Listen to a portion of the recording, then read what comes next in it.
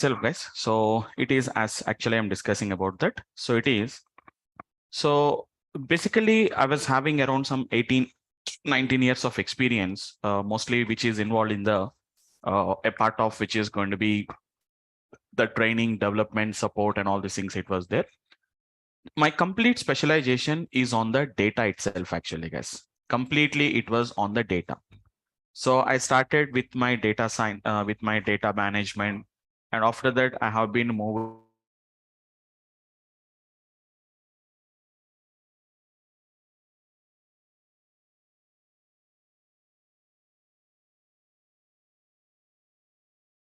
years I was into the data science, guys.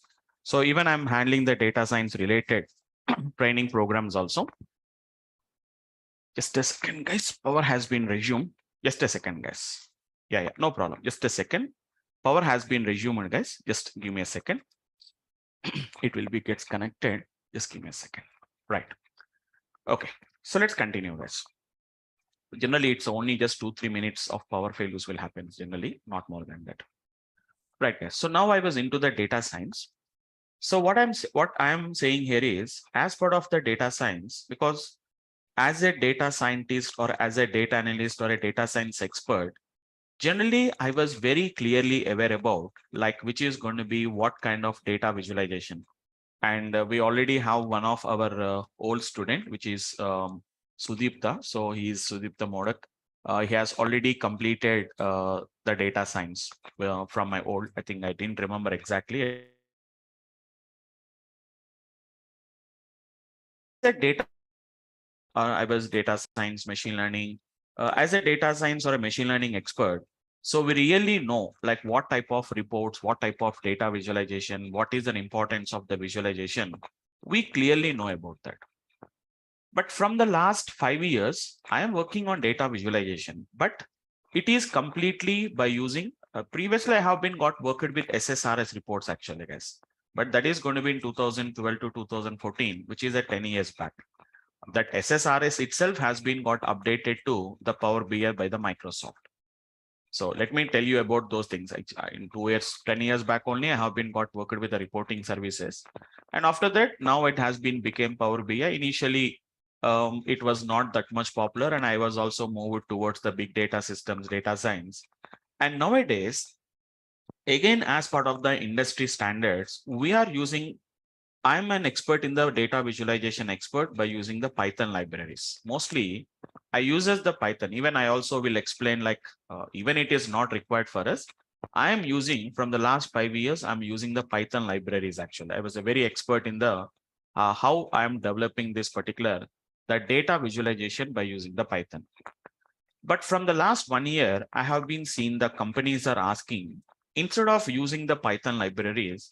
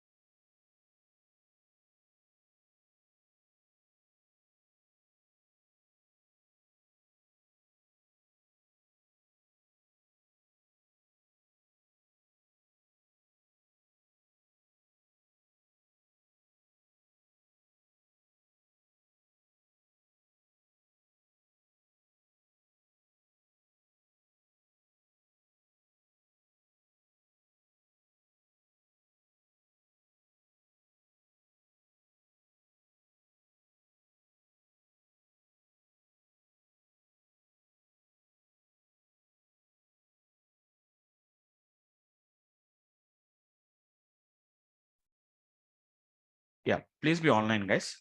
Just the power has been resumed now. So just a second, it's disconnected. Please be online, guys.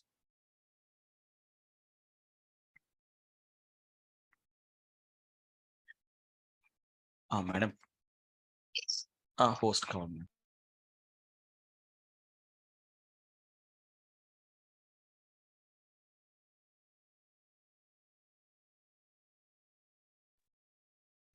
Yeah, right, guys. So sorry for the disturbance, guys. There is a small power failure. Okay, so power has been resumed. So we'll continue it. So guys, yeah. So what I'm talking about here is, so being we are using from the last 5 years, I'm using the Python libraries and R libraries for the data visualizations. But now, as part of the industry standards, now the companies are mostly asking for, which is going to be the Power BI also, Power BI or anything like an, which is going to be Tableau or a ClickView or a ClickSense. They're asking about some kind of a tool, which is a GUI based tools. It is going to be there. So that's why, so from the last 1 year, so I have been giving some trainings on this particular Power BI. So just it is going to be a part of our data science course. But we want to start with I want to start with an full-fledged, which is going to be a complete expertise. As part of the data science also, I used to teach the Power BI, but only just an outline of the Power BI only we used to teach it actually. But so I plan to start with a full-fledged, a complete full-fledged reporting tool, which is going to be by using the Power BI. So what is an advantage of learning the Power BI from my side is, if you learn from my side, if you learn from me, the advantage is I know each and every kind of an reporting. So as a data analyst or a data scientist, so I know what is an importance of the reports. So what type of reports that are going to be required? Why do you require? How do you explain that? Mostly report developers will be there. What is the main purpose of report developers is, generally the report developers are going to be generates the reports as the business users asks. So the business users give the requirement. So whatever the business leaders or what is going to be the business experts will be there. So those business people is going to ask for the reports. So as a report developer, the report developer knows how to develop a report. But how to interpret that particular report, why I'm using the report, generally the report developers does not knows about that. But as a data analyst or a data scientist, I know which type of reports are going to be used for what purpose we are going to be using. So I can clearly explain more detail about like what is an importance of this particular the data, the reports, whatever we are going to be using. So, okay, anyhow, so I'm going to explain you all that kind of a data visualization expert by using the Power BI. Along with that, I'm also going to be using some part of Python and R also I'm going to be using. So why you are going to be using the Python and R also? As part of the Power BI, we can also write the Python scripts and R scripts, we can write it actually, guys. Generally, normal, when you talk about a Power BI expert, so he may not be aware about the Python and R, but being I was a data analyst, I was a data science expert. So even I can integrate the Python and R also with your Power BI. At the end, I'll show you like just a Power BI environment, how to do that, how the variants we can do that. But you can also get a little bit more and more expertise actually, guys. It's not only reporting, it's not only a data visualization expertise. So why I'm using, and more than that, how we have to use the reports. Even I can explain you, like I can give you some knowledge of like how the Python libraries are going to be gets used, how the R libraries also. I can just give you an idea about how we are going to be using the Python and R libraries for data visualizations. Okay, so we all of you know that Power BI is going to be nothing but it is a data visualization tool. It isn't a data visualization software actually, guys, a data visualization tool or software, what we can say that.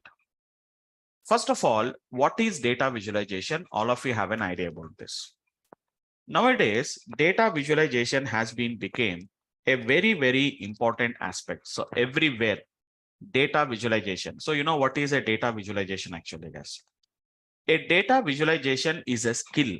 It is one of the skill actually, guys, which is basically we are going to require to convert all our textual data. So whatever the data that is going to be there in a textual format, we are going to be gets converting into a visual context. it is going to be gets converted into a visual context. We are going to be using it actually, guys. We'll convert into visual context. What is visual context? Seeing your data in a visual format, we are going to see it actually, guys. So why should I convert? Why should I convert the data from which is going to be a text-based values? Text-based values means we know that no, like in a CSV file, we have some kind of a values are going to be there. The text-based values we are going to be gets converting into a kind of a visual context. We are going to be gets converting it actually, guys. We are converting into a visual context. We are going to be gets converting here now. So due to that, what is an advantage? We know that normally when you see the data, normally we cannot identify the patterns. So the simple definition of data visualization is, guys, converting the data, the effort which we are going to be putting to convert the data into a visual format is going to be what we can call it as a data visualization. Once if you put the data into a data visual format, it is going to be some kind of a patterns. So normally, whenever we look at the data, we cannot identify the patterns actually. We cannot identify the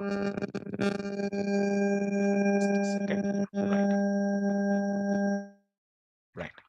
So patterns, which is going to be correlations, trends. So these are all going to be gets undetected whenever we see the data in a, which is going to be a text-based values in a just like an Excel sheet or which may be a CSV file. If you see the data, we cannot identify it actually, guys. But whenever we put the data into visual, so what kind of patterns we have in the data, what kind of a correlations we have them. Correlations are nothing but the relation between that particular variables is what we are going to call it as a correlations actually, guys. Trends. Like we know that like whenever we talk about the price of the gold. So currently what trend is going on, whether it is in uptrend or whether it is going to be in the downtrend actually, guys. So we are going to be gets detecting those kind of correlations and patterns and trends. So actually it is not a programming language, guys. So explaining what is an importance of data visualization is very simple. So these data analysts, data experts, so there are going to be dive into the data to get some kind of an information. So converting all that particular data into a visual format, the data is going to be gets converted into a kind of an visual format is going to be what we are going to be what we are going to call it as a data visualizations.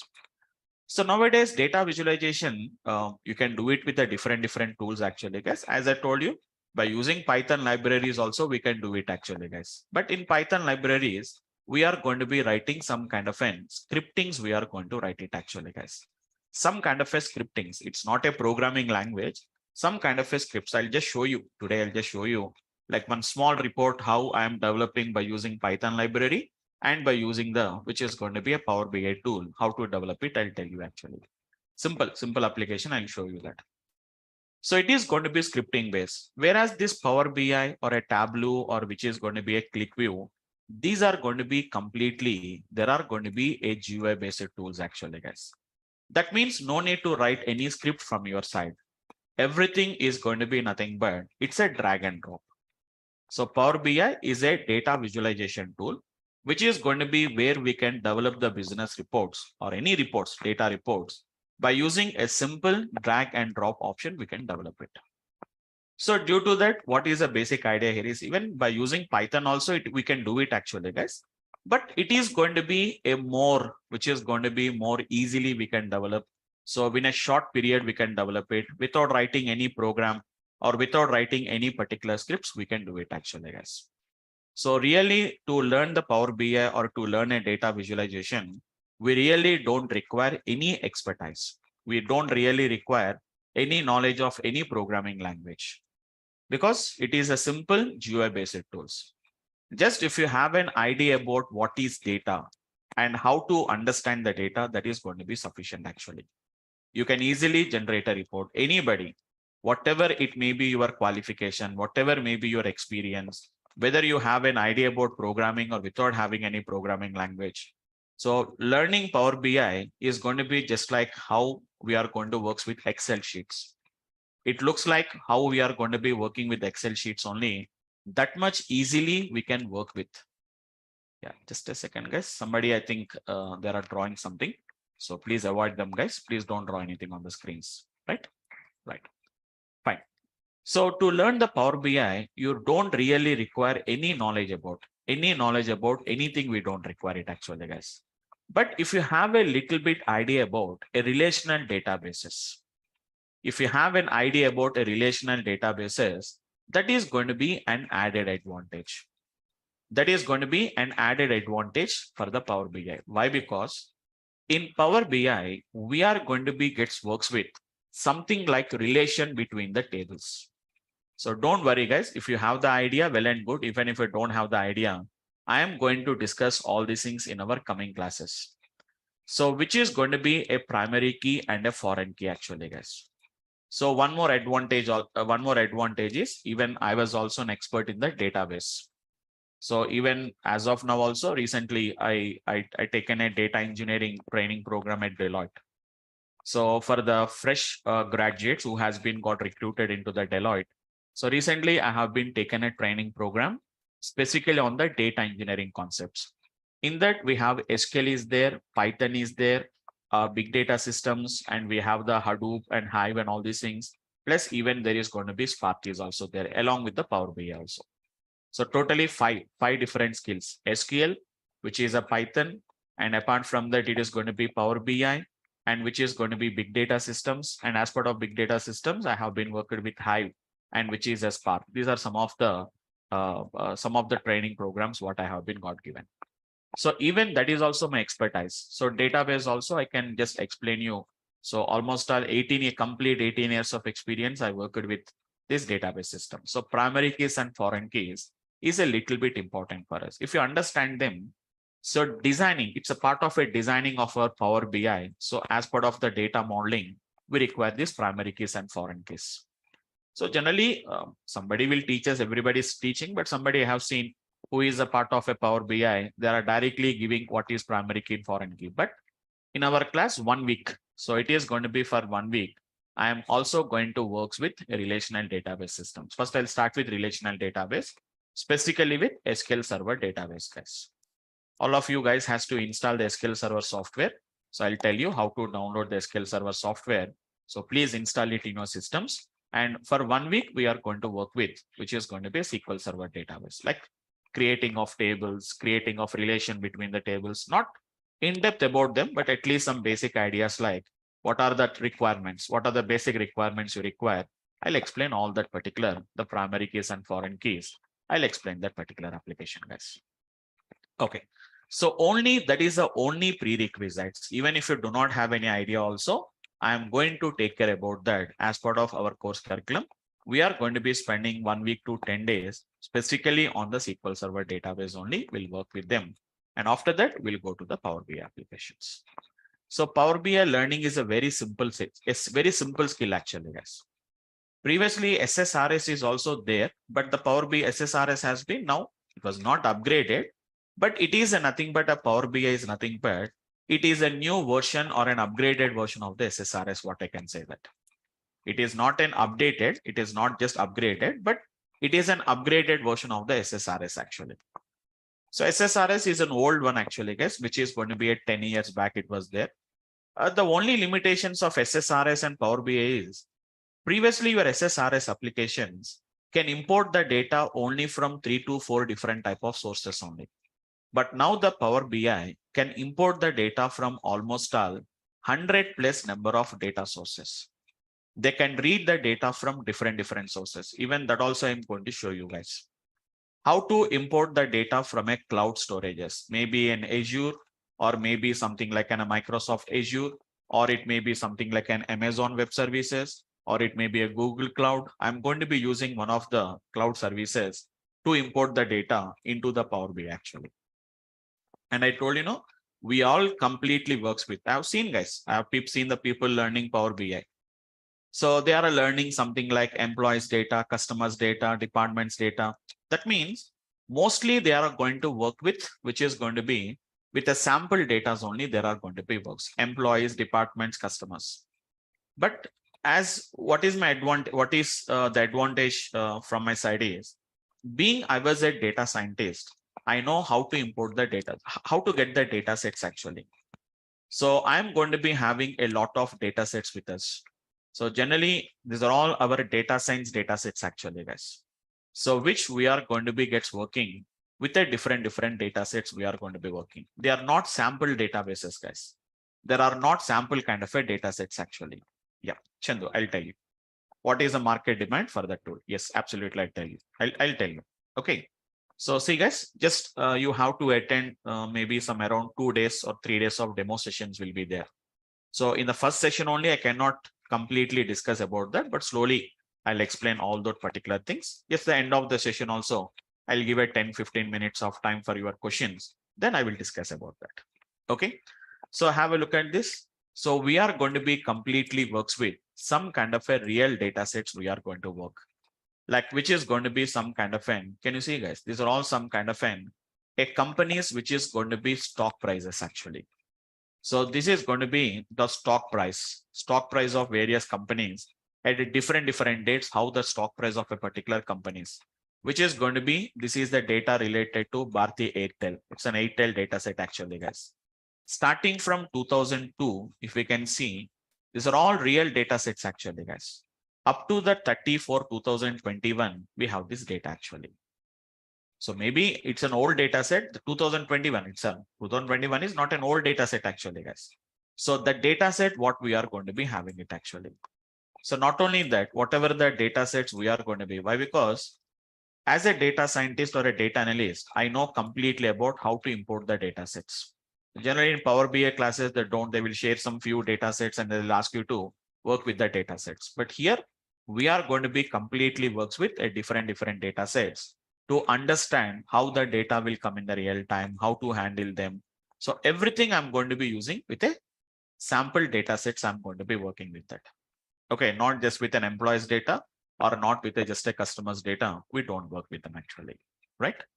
Fine. So this is going to be about something about the Power BI. So I'm just telling about that, like how we are going to be gets learning the things actually. So using some different, we already learned, that means in our school days only, we have something data visualizations like scatter plot, line plots, histograms. Okay, what is going to be the bar plots? Generally, we all of you have an idea about that. Pie charts, all these are, we have an idea. So basically we worked with a small data only, but here we are going to really work with, which is going to be a very larger data sets. We are going to be gets working with that. So just to get some idea, that means I'm not going to discuss any particular application, but just an idea I'm going to be telling about that. So how the data visualization has been became that much easy from the last, you can say, decade of time. Data visualization has been became a very simple fine, guys. Don't worry about them, guys. Don't worry about them. Just it is just an idea. So I'm not saying that this is, I don't want to show my expert. As my main concept is nothing but I don't want to show any expert on my expert on the Python. Just I'm telling that how simple. So many people think that. So many people ask me. So like, sir, why don't you learn a tool, or why don't you learn a which is going to be a software tool which is used for data visualizations? But as of my knowledge, I say that if you learn this particular scripting base, we'll have a complete control on the complete control on the data visualizations. I'll just show you, you identify whether it is by using the scripting languages, is it easy, or whether it is going to be by using, which is going to be a GUI based, it is going to be easy actually, guys. I'll just show you one small example for that. Don't worry about that. Okay, so this is going to be a Python Jupyter notebook actually. So don't worry about it. I just want to show you, like I'll also show you like what type of reports I created also. Okay, so don't worry about that. It's a small scripting only, guys. So I'm going to be writing, which is going to be just, it is a pandas. And generally for Python, whenever we want to perform some kind of a visualization, we are going to be using, which is going to be a matplotlib. It is going to be matplotlib libraries, guys. So don't think that I'm writing some scripting and all these things, so I'm not writing it. These are some kind of an importing of libraries. Just I want to show you like how scripting languages reporting data visualization works and how the GUI based data visualizations are going to be gets working. I imported, nowadays even Python is also becoming a common language, guys. Everybody, whether you are a programmer or a non-programmer, whether you are a mathematician, or whether you are a statistician or even a data visualization expert also. Really, if you learn Python, that is a lot of added advantages. Why? Because so many applications we can do very easily in Python without having any much programmatical scripts. So don't worry. Just see guys how I'm going to be importing a data actually. Don't worry guys. Just it is only just to show you how I'm going to be doing it actually guys. Just a small example actually guys. I'm importing a data from a data set called as a file called as an usercars.csv file. So let us go to the cars data set. This is a very simple data guys, which is going to be a cars data set, which is containing 150 rows and there are going to be 6 columns of data is there. The cars data, that's a user cars data actually. What is the year of manufacturing? Which model it is going to belongs to? What is the price of the car? What is the mileage? What is the color? And what is the transmission? If observe carefully, there is a price and there is a mileage. Normally, when you see the data, 150 values, you cannot understand how the price and mileage is related. So is there any relation between price and the mileage? So just have a look at this, how simple I'm going to be showing you. You can observe carefully, guys. It's very, very simple. Don't think that we have to write a lengthy scripts and programs, we have to write it. I am plotting a scatter plot. X is equivalent to price. Y is equal to nothing but mileage. Your data is equal to nothing but it's a cars data set. plt.show. This is how we are going to be doing a data visualization by using the Python libraries. We do it actually, guys. So if you observe carefully on the y-axis, it is going to be the mileage. That means mileage is how many kilometers it has been used. Whereas whenever we are talking about this is going to be something like what we can see, the price of the cars. You can find some relationship actually, guys. There is some kind of a relationship is there. As the mileage is increasing, the price is going to be decreasing. You can, it's nothing but what we call it as a negative, which is going to be a negative correlation. It is going to be. You know what is meaning of positive correlation? As X variable increases, Y variable also increases. Or if X decreases, Y decreases. It is what we call it as a positive correlation. But here, as the mileage is increasing, the price is decreasing. So a car which was used for 20,000 miles, the cost is going to be around 12,500 to 15,000. But a car which was used for 1 lakh kilometers or miles, the cost is going to be somewhere around 6,000 to 7,000. It was there. It's a kind of a negative correlation, what we can call it as. Normally, when you see the data like that, we can't recognize a pattern. We can't recognize a pattern. So see guys, I didn't return any much script. Just 2 libraries I imported. I read the data and I just plotted the data actually, guys. Now the same example I'll show you by using Power BI. So this is going to be my Power BI desktop software actually, guys. I'll tell you later how to install the software. Don't worry. As of now, I'm not installing anything. So let me open. Generally, Power BI software will take a little bit time to open it actually, guys. It will take a little bit time to open. Let me open it. The same, it's a process is the same process, guys. I'm not going to do any different process in Power BI. Process is the same, but only the thing is without writing any script, we are going to do it actually. We don't write any script for that. Everything is going to be done by GUI based, drag and drop. Okay. Or something like a right click, click on the option, or from the file menu doing some kind of an option. That is the way what we are going to be doing it actually. This is Microsoft in the Power BI software actually, guys. So first 1 week we'll work on the SQL Server database. After that, I'll start with the Power BI software. We don't want to spend much time on that, but the guys who are already having the idea, who do not have the idea, to explain them. Really, if you don't have the idea about a relational database systems, guys, once you go to the Power BI, you can generate the reports, but mainly why we have to create the relation between them. So that concept, if you are unaware about that, you can't generate the reports. That is the reason why we have to know about what is relations, how to relate, correlate that particular tables, what is primary key, what is foreign key. I'll explain for a 1 week of time. I'll explain it actually, guys. So just a second, as I told you, it will take some time actually, guys, to open the Power BI software. Just a second, it is opening.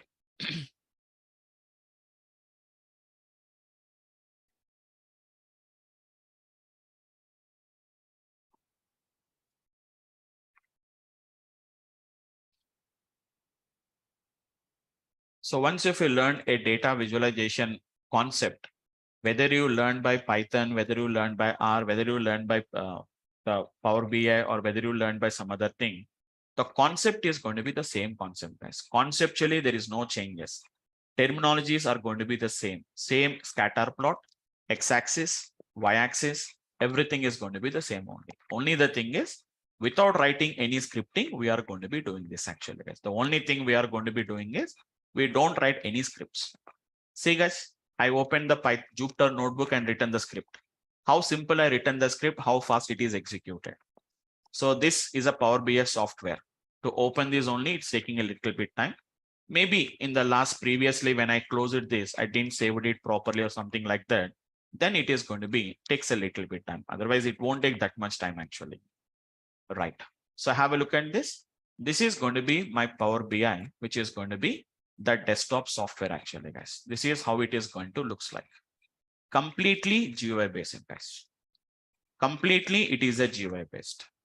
It's going to be completely, it is going to be a GUI based applications. See, simple drag, drop, everything is going to be same. See, guys, first I have to import the data. So we can see the option, get the data from where. So these are going to be some of the sources where we have been imported the data. So data has to come now, guys. You have to get some data for somewhere, whether it is a CSV file, whether it is an Excel sheet, or whether it is a JSON file. Even we have a JSON files also will be there. JSON files, XML files, or we have a SAS files, or it can be anything, we can get it actually, guys. So these are some of the common data sources. If you go for more, you will get more and more options actually. Right now, I'm reading the data from a text or a CSV file, guys. Same file I'm importing, guys. From where imported actually here, guys? I imported the data from the D drive. So I'm selecting the same option, go to the D drive, go to the same data folder. I have used cars.csv file. That's it actually, guys. Procedure is the same, but I'm not importing any data. I'm not writing any script, guys. That is the only thing what we can say it actually. This is going to be the one what we can say that. So in the coming classes, I'll tell you guys what are the components of Power BI, what are the main important. Nothing important is there actually, guys. Everything is easy. Only thing is there is something called as an DAX is available. Only that particular DAX is going to be the most important. Remaining things, everybody can perform it actually, guys. Can you see? It is showing the user cars.csv file.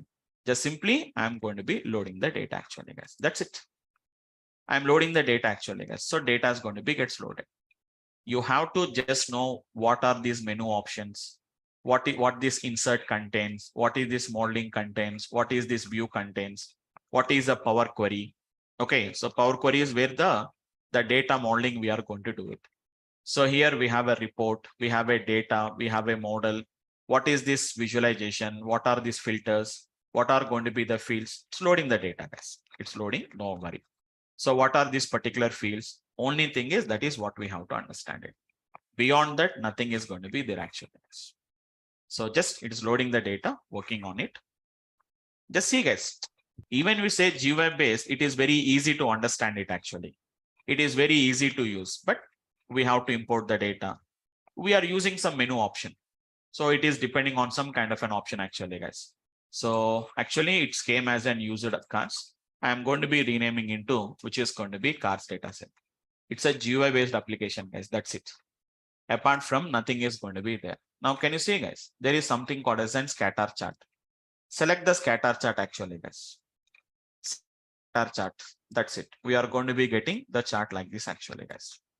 See how simple it is going to be. I told you know what is on x-axis, what is on y-axis, guys. It's a simple drag and drop options actually, guys.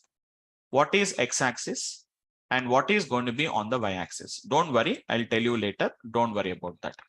So do not summarize the data actually, guys. That's it. So whatever the plot we have got earlier there, this plot and this plot is exactly the same only, guys. No difference at all. No difference at all. But I didn't use any keyboard here now. I didn't use any keyboard, guys. I got the same plot as it is. I can get it actually. But more and more user friendly. More and more user friendly, where we can do without having any much applications, we can do it actually. So let us say this, guys, this data is having a different models of cars. like SC model, SCL model, SCS models. We have a different models. Now let us say that I want to visualize the SC model in a different color, SCL model in a different color, SCS model in a different color. So how do you do it actually, guys? Very simple. There is something called as a legend. See, I'm not doing anything actually, guys. Just drag and drop. That's it. So all the blue color data points are SC models. The SCL models are going to be the violet color, and the red color or the pink color, we can see the SCS models, what we can see it actually. It's a scatter plot. It's a simple scatter plot actually, guys. Same plot I have done here by using some kind of a scripting I have been written. I didn't written any 10 lines of code, 20 lines of code. A simple 1 or 2 lines of code. But this is within our control actually. This is within our control. I can change, like I can change a different styles. See guys, marker is equal to, for example, if I say star, so all that particular is going to be comes like a stars. Instead of circles, we'll get a stars. How do you do this? This also we can do it actually, guys. Very simple concept actually. This is going to be what is going to be your marker. See, terminologies are the same, guys. That's why I said that, which is going to be terminologies are the same. X-axis, Y-axis, and what is going to be the marker actually. See, I want a particular shape, I require it actually. Which shape you want to use it actually. We can customize that particular shapes actually, guys.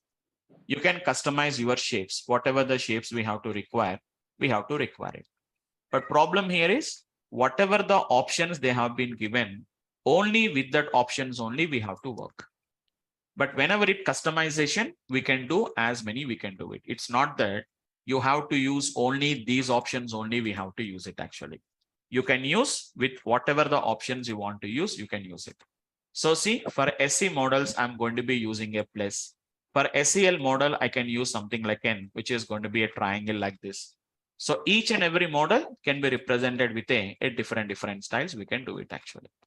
Same thing, I can also do it here. Only thing is, it is completely by GUI based. Here it is completely by using the scripting based. We have to write it actually. I can do that. That also we can do it actually, guys. But it requires a 2 to 3 lines of code is required. So what I just want to tell you here is data visualization is a skill. Whether it is a Power BI, whether it is a Tableau, whether it is a some other ClickView or a ClickSense, or whether it is a Python, whether it is an R, does not matter. Terminologies are the same actually, guys. So you can see markers are there. Legend is there. X-axis, Y-axis is going to be there. What colors we want to customize, what shape you want to customize. All these are going to be something like this actually, guys. So we'll see all these particular application. Everything is going to be customizable, guys. So what is going to be the whatever the colors you require, whatever the background you have to require, all these things we can customize it. So we have multiple options are there. We can just set out all that particular effects, some titles, some kind of a properties. General properties will be there. What is the height of the plot? What is going to be the width of the plot? At which positions you want to plot it? What title you require? See, there is going to be a title is coming, model, price, and a mileage.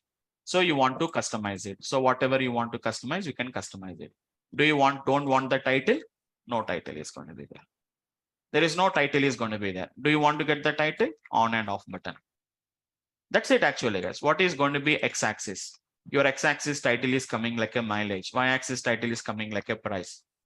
Its concept is they are called as an X label and Y labels, what we are going to call it as. So don't worry. I'm just telling the terminologies only, guys. I'm telling only about the terminologies only. I'm going to be telling it actually. So what is going to be the title you require it actually, guys? So title is going to be whatever the title of the X-axis you require. What about the title of the Y-axis you require? So you can have all that particular options. We can do it actually, guys. So we have some options are going to be there. So what options we want to give, what title you want to give, all these things, what we can see. I'll tell you, like what is going to be grid lines. Grid lines are going to be, actually we can't see it, guys. It is due to some kind of an visualization, but you can see carefully. If you see, there are going to be some kind of a grid lines are coming. There are going to be some kind of an grid lines are going to be gets coming actually, guys. So do you want a horizontal grid lines, vertical grid lines? What type of this one you require? I want solid colors. What kind of a colors you require? I want a black colors you require. These are all simple techniques actually, guys. These are the vertical lines. Previously, there are going to be dotted lines. That's why reason you can't see them. Color is going to be white color is coming. Being the background is a white color and even the lines are also white color, you are unable to see them. But now you can see what colors you want to require. See guys how simple it is going to be.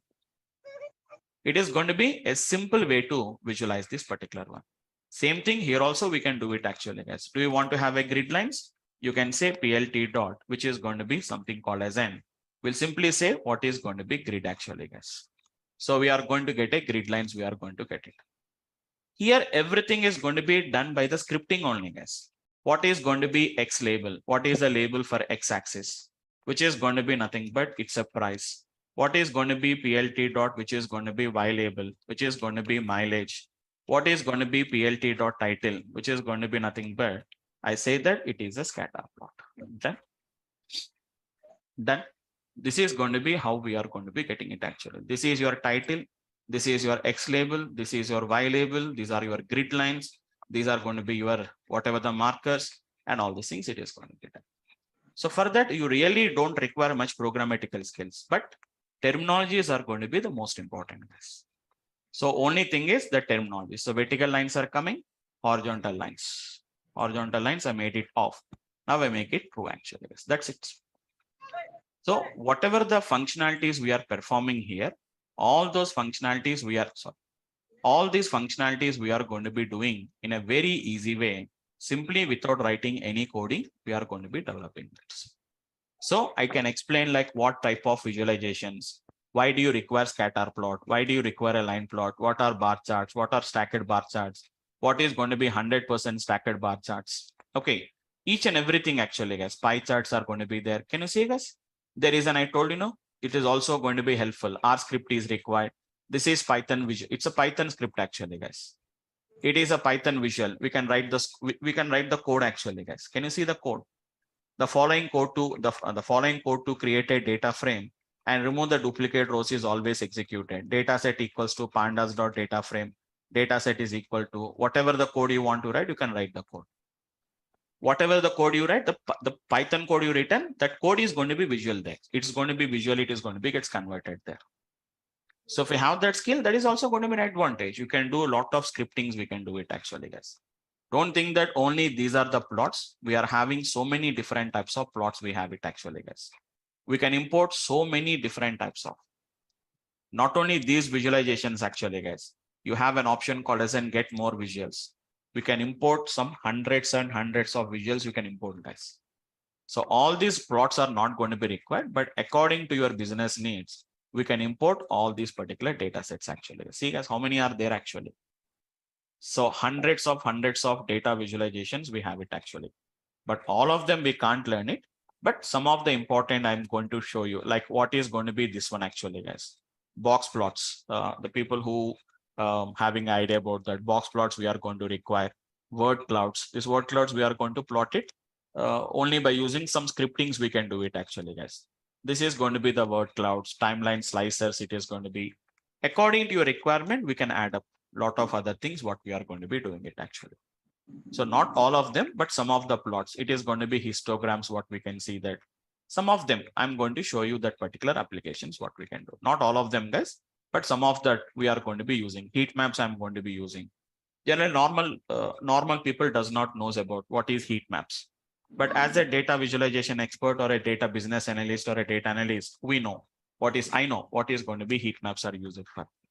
Like that actually, guys. So because being I was more into the data visualization, I know like what type of reports. I'm not saying that somebody asks the reports, I'll just only give the reports. I know that means for myself only, I generate the reports.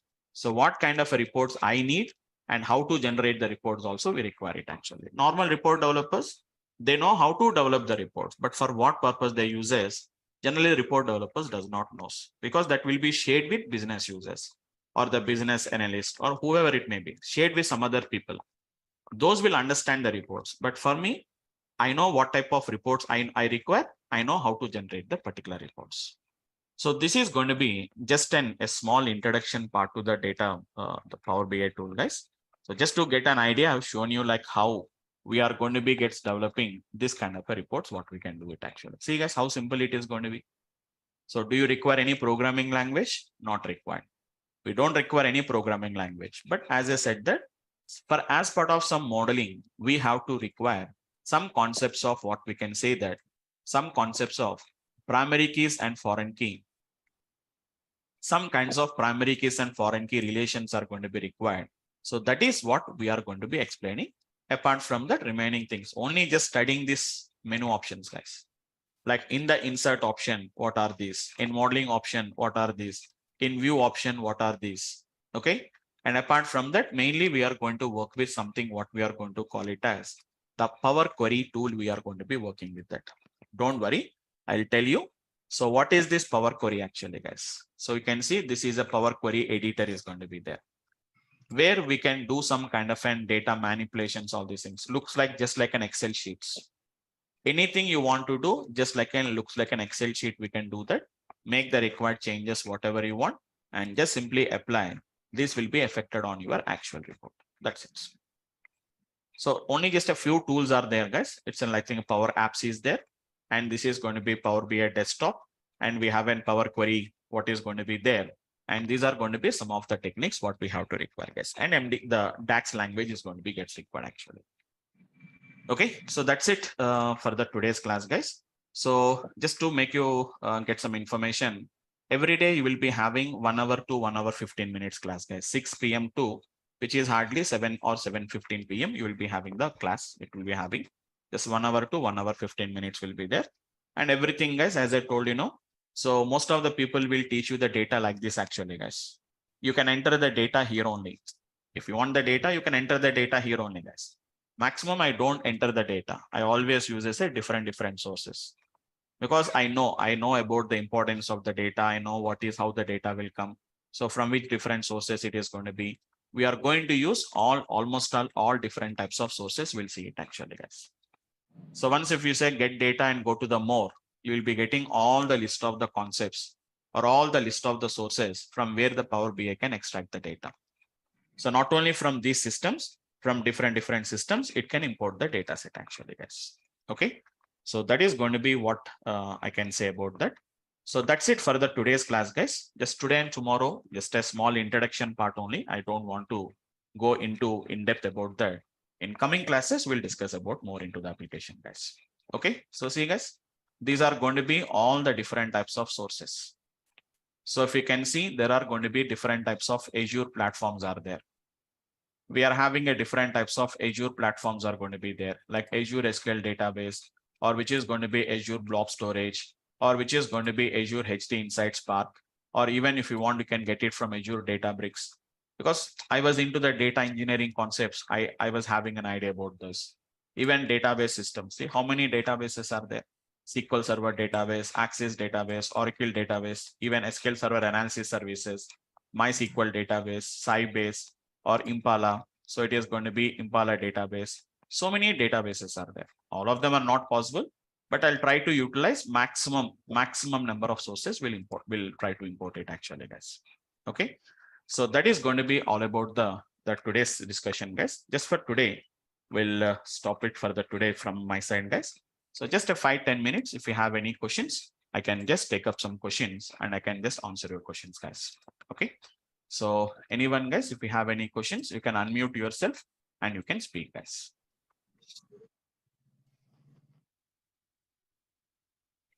Yes, guys, I think somebody previously has been asking some questions. If you have any questions, feel free to discuss, guys. You can just unmute yourself and you can speak.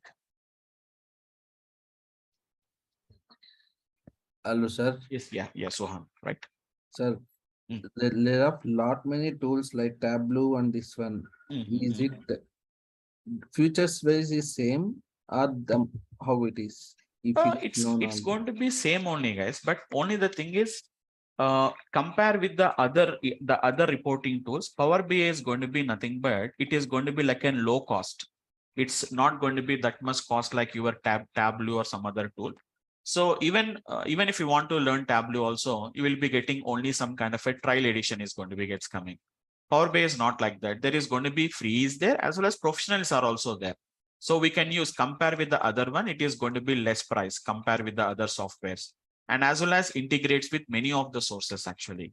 So that is the reason why most of the companies are going to be using Power BI. But equal opportunities will be there. But compare with the other tools, Power BI is going to be mostly it is going to be gets used actually. Thank you, sir. Okay. Yeah, guys. Anyone, guys? Any other Sir, questions? Yes, last Sohan. question. Yeah, Sohan, go ahead. Sir, these days, Mm. lot many videos are there about this. What special in this class you are training going to help if you join here? So I told you no. So my specialization, my specialization is what is my what is an advantage is simple. I know because I was into the data analyst, data science and analyst. So I know what kind of a reports, why there are going to be gets used. So I know what type of report that are required and how to develop it. So the advantage is normally I have seen some Power BI videos and etc. They will tell you like this plot is how to generate this plot. But why that particular plot is going to be required? Why do you require that? Mostly they will teach you only the plots which are going to be available here. Whatever that is inbuilt here, only they will explain you. But I am going to explain about the importance of that particular, what is stacked, what is going to be 100% stacked bar chart. Why do you require? What is the importance of that? How it will visualize? That is what I'm going to be explaining, because I not only know how to generate a report, I know what type of reports are required for the business people. So I know what is the requirement. I know how to prepare that particular, whatever the reports is there. So that is an advantage. Yes, what kind of job opportunities? It is going to be just straightforward. It is going to be data visualization expert. Yes, Pushpalata, right? Pushpalata, right. So it is going to be Yes, what sir. kind of reports? It's a report developer, what we are going to call it as a Power BI developer. Your role is going to be Power BI developer.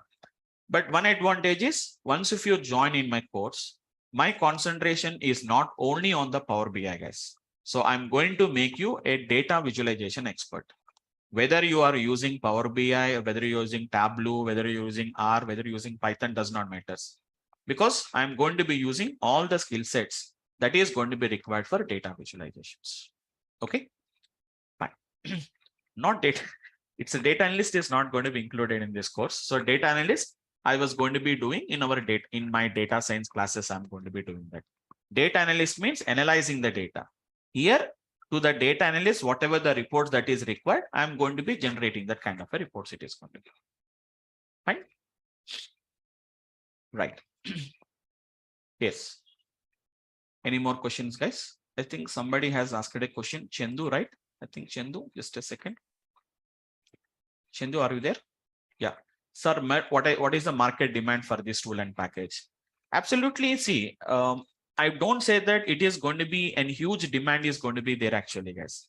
I'm not saying that it is a huge demand, but it is going to be, it is in demand actually. Demand means obviously nowadays, everywhere there is going to be a report developer.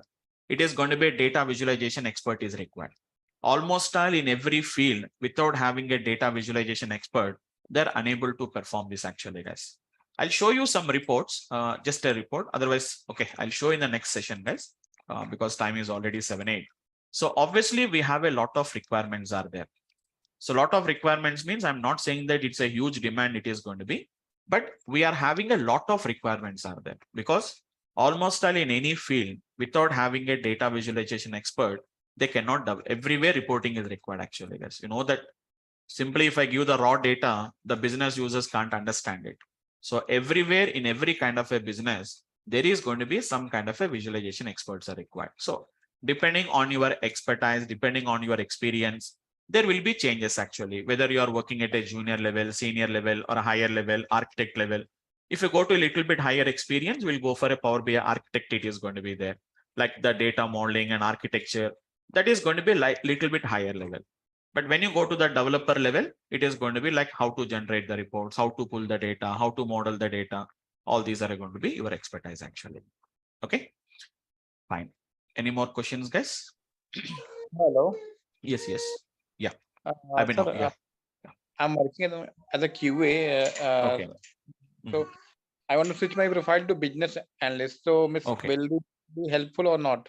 Yeah, everybody see, even if you want to, I told you know, even if you want to learn business analyst also, or even if you want to learn a data engineering also, do you want to learn a data science? or do you want to learn machine learning? Do you want to learn something like a deep learning or AI, whatever you want to learn, data visualization is a common, what it's going to be one of the common skill which everybody requires. So even if you want to go for a data analyst also, compulsory a data visualization tool is going to be required. Okay. So even I was also teaches the data analyst. But generally what I will do is generally in our data analyst class, we are going to teach everything by using Python only. Everything by using Python or R we do it actually. But nowadays the companies are using some kind of, they're asking to use some tools rather than using some kind of a scripting languages. That is the reason why nowadays everybody is learning the Power BI now. Okay. Got it, sir. Thank you, sir. Right. Okay. So any more questions, guys? Yes, Sohan? Last question from Yeah, me. yeah, Sohan. Yeah. Sir, package is how it is, sir. Experience people like It depends on your I understand. it depends on your experience.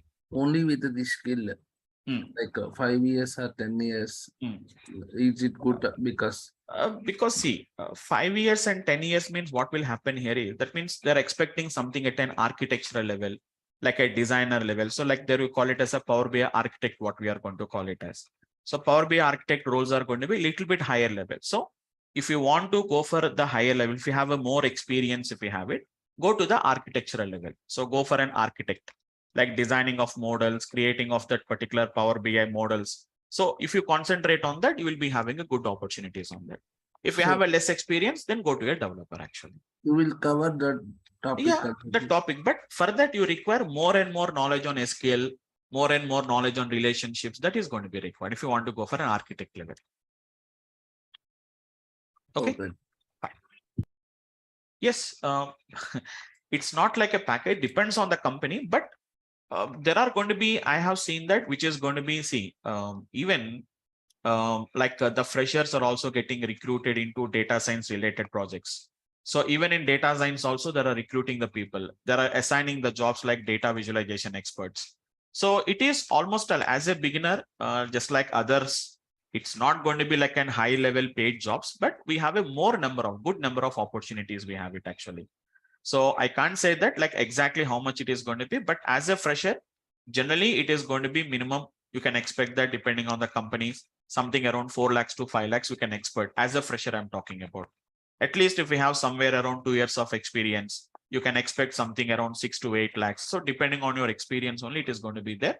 But nowadays, almost all any skill, whatever may be the skill, whatever may be the softwares. So minimum, there are going to be paying around 4 to 5 lakhs that are paying actually. So as a fresher, generally 4 to 5 lakhs is going to be the package. If it is like a small companies, minimum, they are paying somewhere around 3 lakhs, 4 lakhs. As a fresher, they are paying it actually. Right? So duration of course? 45 days. Okay.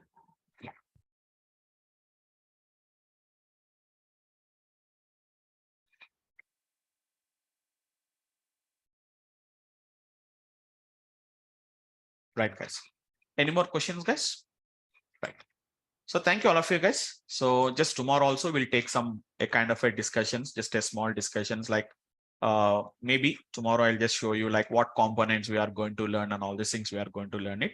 So I think all of you know it, guys, you are going to be getting okay. I think you will be getting all the recorded videos, guys. So day-to-day recording videos will come along with that, all the materials. It is hands-on actually, guys, completely hands-on. Every class is going to be hands-on only, not like it's a day-to-day recording videos. I'm saying that after completion of the class. Okay, so day-to-day recordings will come after the completion of the class. If anytime if you miss a class, you can just go through the recording videos and you can attend the next sessions immediately without having any doubts or anything. You need not to miss any classes actually. You can immediately, and even I'll tell you like what topics we are going to be learning, how our class journey will be there.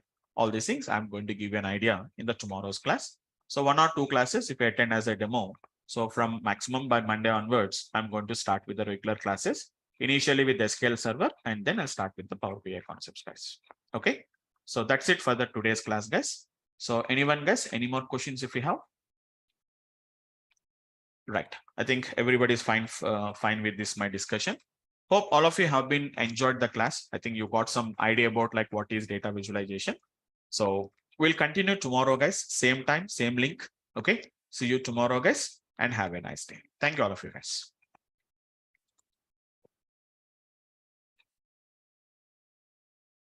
Yes, thank you all of you guys. Right, guys, I'm ending the session, guys. So thank you once again. So see you tomorrow at the same time with the same link, guys. Thank you all of you.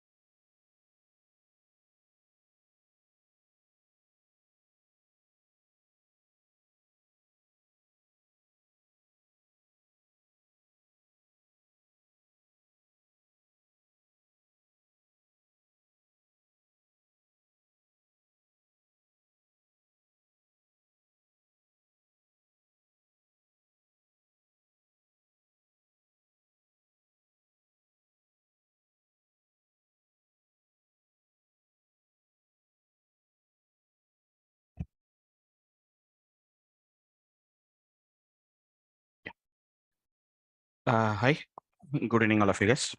Hope all of you can hear me. Yes, sir. Right, guys? Yeah. Is the audible, guys? Is the voice is clear, or are you getting any noise or any disturbance? Is it clear? No, sir, all clear. All clear. Right, guys. Just a second, guys. Just give me a second.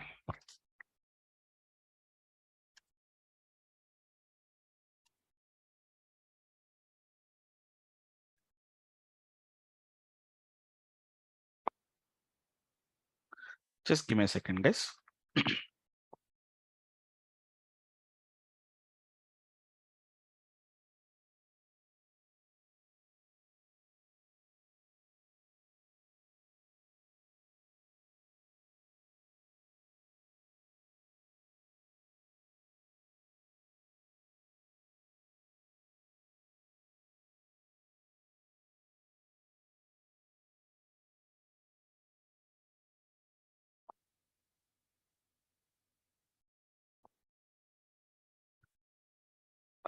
Yeah.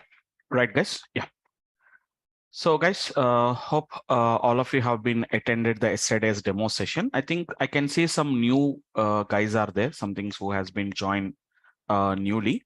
Can I please let me know, guys, if anybody has been joined for the today's class? I think Sonal yesterday joined, Puspalata yesterday joined. I think anybody is there who has been joined for the today's class? If today is your first class, please let me know. You Yes, can sir. use the chat panel. Right.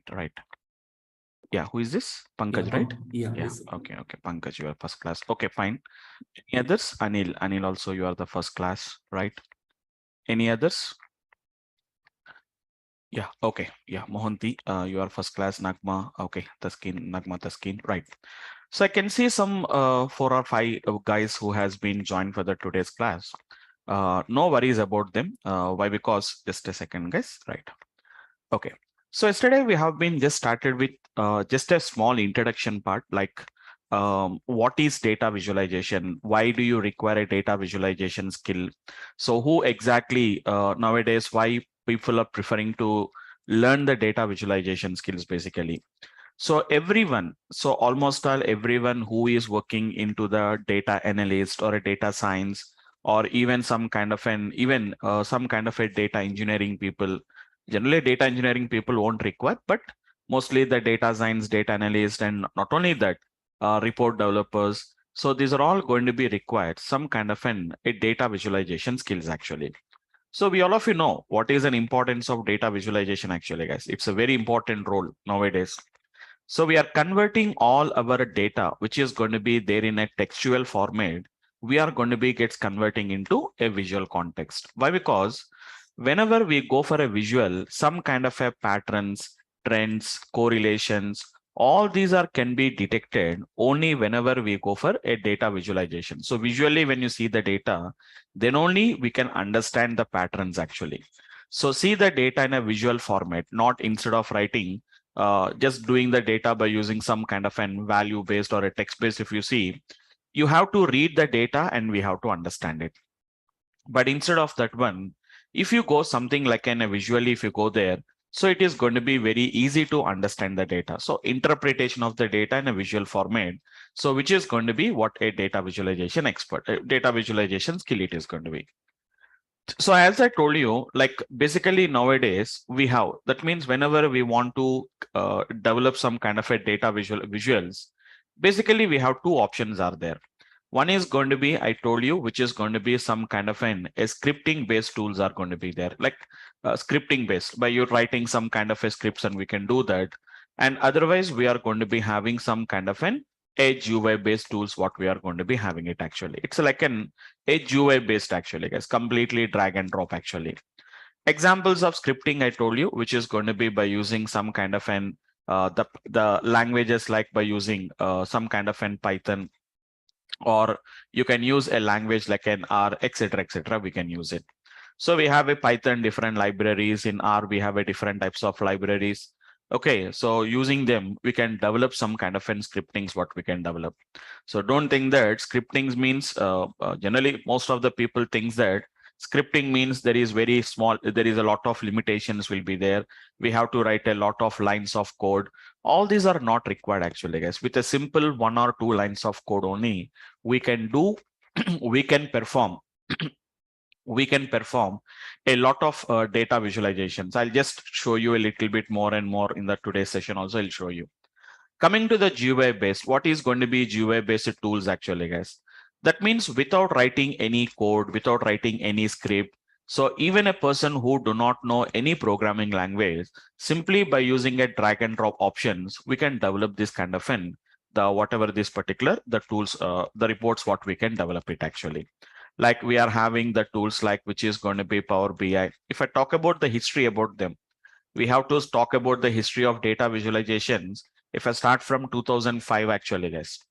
So because I have I used to work on that particular, even in 2005 also, I have been got worked with the reporting tools. So at that time we used to use, if I talk about the history actually, guys, there are so many reporting tools are there. So we are having a tool called as an Cognos.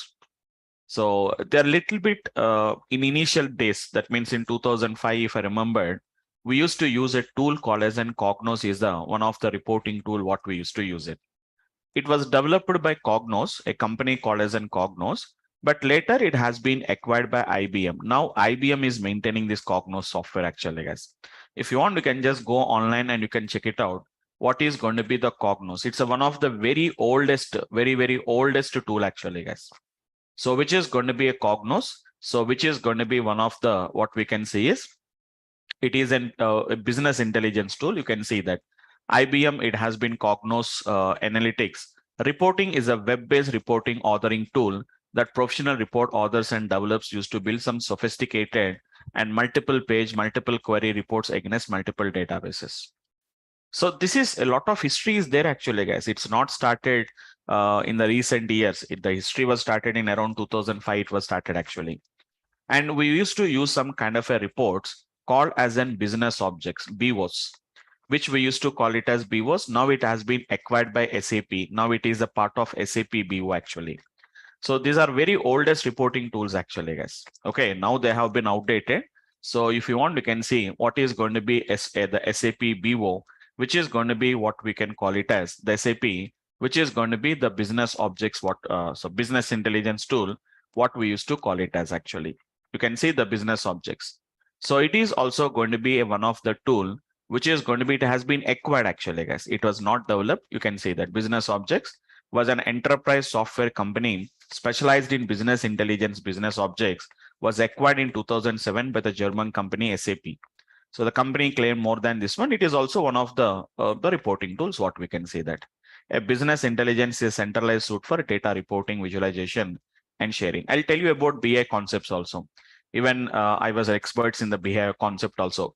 Because Power BI, first of all, what is that BI only? We have to study it actually, guys. Yes, Power BI. What is that business intelligence? So why? What is basically the business intelligence? What exactly the business intelligence contains, and where this particular reporting is going to be fits into the business intelligence applications. I'll give an idea about that, like what is BI and all these things we have to. Why? Because in interview point of view, even they may ask you about some concepts of business intelligence. What is BI? What are facts? What are going to be dimension tables? What are fact tables?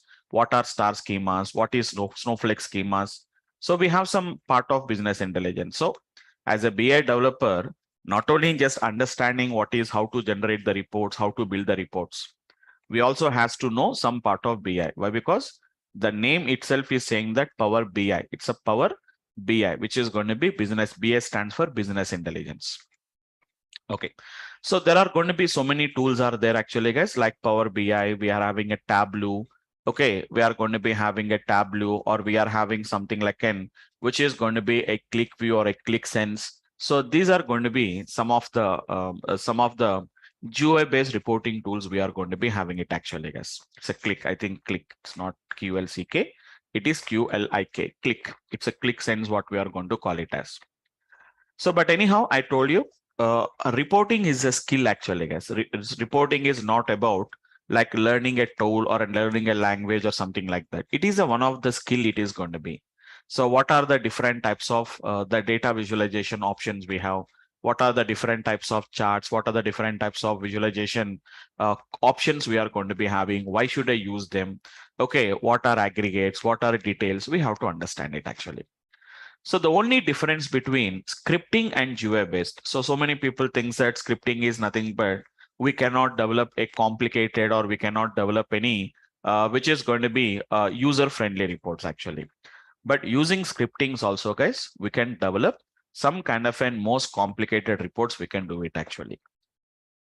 But only thing is the user should know a little bit. It's not a programmatical skills, but it is going to be some kind of an scripting skills are required actually, guys. We have to write some kind of an scripts what we have to write it actually. As of my experience, I'm saying it is my experience, guys. I don't know what about the other people. As of my experience, why? Because since the last 5 years, I'm working into the data science and data analytics. So I find it that I even even the way that means whenever I am taking some sessions on this particular GUI based, so the notes is going to be like how the notes is going to be like is actually, guys, from the menu. So from the so and so menu option, right click on that, click on this, select this option. So that is going to be the nodes actually, guys. So while we are discussing about this Power BI or any GUI based tools, your notes will be like this only, guys. My explanation will be like this only. So drag and drop this, right click on this, drag this option here, drop this option here, select this option. Okay, click on this. So something like that, everything is going to be like that only. So even if you want to write the notes also, you have to just write down the navigation only.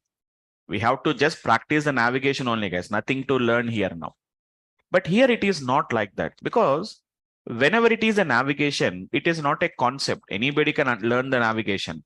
Only thing is just a practice. Just a practice actually, guys.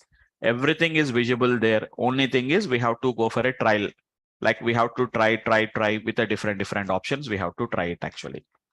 But whereas in scripting based, it is not like that. Unless and until you have a clear idea about that, if we have a clear control on that, then we can develop this kind of an scriptings, what we can do that. So I feel because in scriptings, I can show you the code. I can show you the code. So this is the code. By looking at the code, you can understand what is the output. But whenever in a GUI based, if I show you a visualization, you cannot understand how that particular visualization has came. So we have to go and we have to verify. So scripting is more user control, whereas GUI based is going to be nothing but easy. It is going to be simple, easy, drag and drop. So time saving. Okay, without having any much knowledge, we can do that. But here, everything is going to be a scripting based. We have to do it actually. Everything we have to do it by the scripting actually. But one of the main advantage of using the GUI based is, guys, as of my experience, I'm saying that it is going to be what we can call it as a dashboard reporting actually, guys.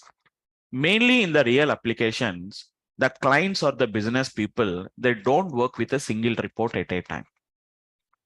They want multiple reports at a time. Multiple reports means in a single screen, in a single window, They want all that kind of a reports. It's not type of all the reports at a time. What do you mean to say dashboarding means? I'll just show you what is meaning of a dashboarding. A dashboard reports, what we are going to call it as. That is the one of the main advantage of using these GUI based tools actually, guys. Is it not possible in the scripting? Yes, it is possible actually, guys. But users need to know something little bit more and more. That means it's not like only if you know the Python, it is not sufficient, or if you know the only R is not sufficient. Along with that, some other extra frameworks are also going to be required, like something something like HTML tools or HTML applications we require. Some additional topics are required. It will make a little bit confusion for most of the people. But as of, if you ask a real data, if you ask a person, he says that he will be a little bit data visualization, simple reportings only we can do. But if you ask a real expert on the data visualization, he can develop any kind of a reports he can develop. We have beautiful reports we can develop by using the scripting based, we can develop it actually. I'll show you some of them so that you can get some kind of an idea. I'll also show you which are going to be, some of them are not possible in the Power BI applications also. I'll just an idea, I'll show you that applications. But main important is which is going to be what we are going to call it as a dashboard reporting. So maybe some of you guys knows about that, what is meaning of a dashboard reporting, but just I'll show you a small dashboard report. I'll show you actually, guys, a small dashboard report. So guys, I didn't started anything with the Power BI. Don't worry. Don't install any softwares also as of now. Okay, don't install anything. I'll tell you what you have to install and how to work with that later. If already installed, well and good. If in the case, if it is not installed, why? Because anyhow, there is a latest update. Every month there will be latest updates will be there. So we can work with that particular updates actually, guys. Okay. Anyhow, we'll install the latest updates only and we'll see with that application actually. Okay. Now, so just no worries. Yesterday, who has been got attended? Nowadays, Python has been become a common skill for anybody, guys. Almost all everybody is known. They may be not experts in that, but at least they have a knowledge about like what is pandas, numpy. What is Python, numpy? What is going to be pandas? Maybe beyond that, they may not know about that, but not almost all anyone who is learning Python. Nowadays, everyone who is learning Python, so almost all they knows about that particular applications. So because I was a Python and R expert, so I can show you, because I was a data science expert actually. So I can show you everything with the respect to the Python and R, I can show you, but I don't want to mix up all the things. So just a quick understanding, guys. Yesterday I told you this is your Power BI, whatever the desktop window is going to be there. So as we discussed about that, just we are going to be getting the data actually, guys. So yesterday I have been using now, guys, any data you can use it. I have been extracted the data from a data set called as N, which is going to be a used cars.csv file, a very small data set actually, guys. A very small data set, which is having a very few number of columns, like 6 or 7 columns we have the data. And after that, we are going to be having somewhere around 150 or something we have the records actually, guys. So this is going to be that it's going to be nothing but just the preview of what exactly it is going to be showing you. And just I'm going to be clicking on this option, what I'm going to call it as load actually, guys, without writing any code actually, guys. Without writing any code, we are importing. That is the only thing what we are doing. If you go to scripting based, we have to write some code. Writing some code means you need not to write a big program. Just a 1 line of code, you have to write it. 1 or 2 lines of code, not more than that. So 1 line of code is for importing, and 1 line of code is basically for, which is going to be for importing the libraries, and 1 line of code is for importing of the data actually, guys. Okay, so we can see it is loading the data, just a few seconds of time. It won't take that much time. Right, can you see very clearly, guys? It has been imported totally 150 rows of data. It has been got imported actually. So this is your data actually, guys. We'll see them. These are all the different types of visualizations, bar charts, okay, line charts, scatter plots, pie charts, funnel charts. Okay, so these are going to be histograms, what we can see them. Okay, so many options are going to be there. Slicer is going to be there. A table is going to be there. This is what we call it as a matrix. Even if you want, you can write the script actually, guys. R scripts and Python scripts, we can write it. Okay. So something like that. Some of them has been got imported. I'll show you the application later actually, guys. Okay. Now, so simple application. I'm not using any this one. I'm just using a normal table actually, guys. You can see the table. Don't worry. Later we'll work with that application actually. See, guys, it is going to be a simple table I'm going to be using. Simple table. So if you are familiar with any database knowledge, everybody knows about what is a table. Almost all who have the knowledge, who do not have the knowledge, does not matter. What is a table? A table is nothing but it's an object which is used to display the data in the format of rows and columns.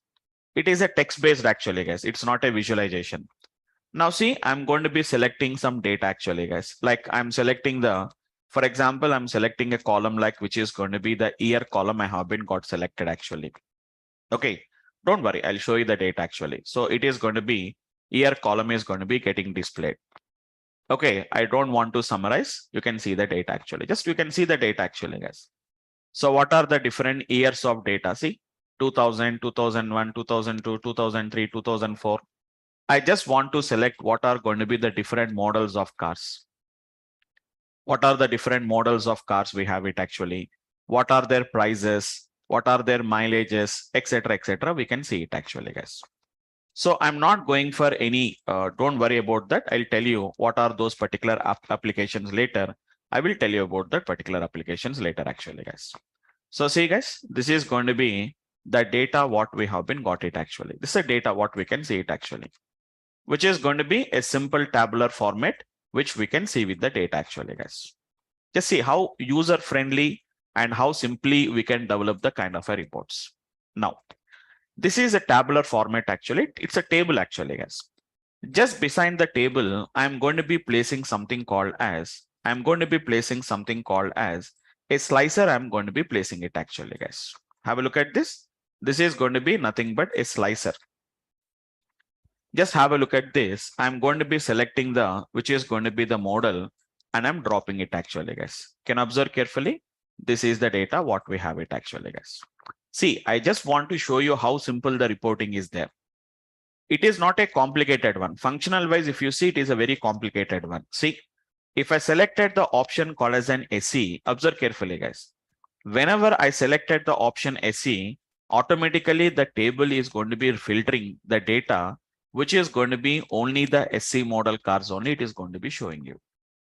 If I selected SEL, then automatically it is showing you only SEL model cars only. If I selected only SCS, it is showing you only the SCS model cars only what we can see. You can see the data. Only the SCS model cars only it is going to show you actually. You can apply as many filters you can apply actually, guys. Let me place another filter if I place it actually. In this filter, I'm going to be placing, which is going to be the year I'm going to be placing it actually, guys. Just see how I'm going to be doing the option actually, guys. At different options, at different ways, we can extract that particular data actually, guys. Don't worry about that. Later, we are going to be working with all that kind of techniques, what we are going to be using it actually. So it is going to be just, we can do some kind of slicing. It is also slicing, but it is going to be range slicer, what we are going to call it as. So once if you select that particular option, it is going to be placed. We'll see them. We'll see that applications later actually. So if you can observe carefully, what do you mean to say dashboard reporting? What do you mean to say dashboard reporting means? This is what we can call it as dashboard reporting. Means whenever I selected one option here, automatically all the other reports has to reflect the data which is related to whatever the data I have been selected. See, simple.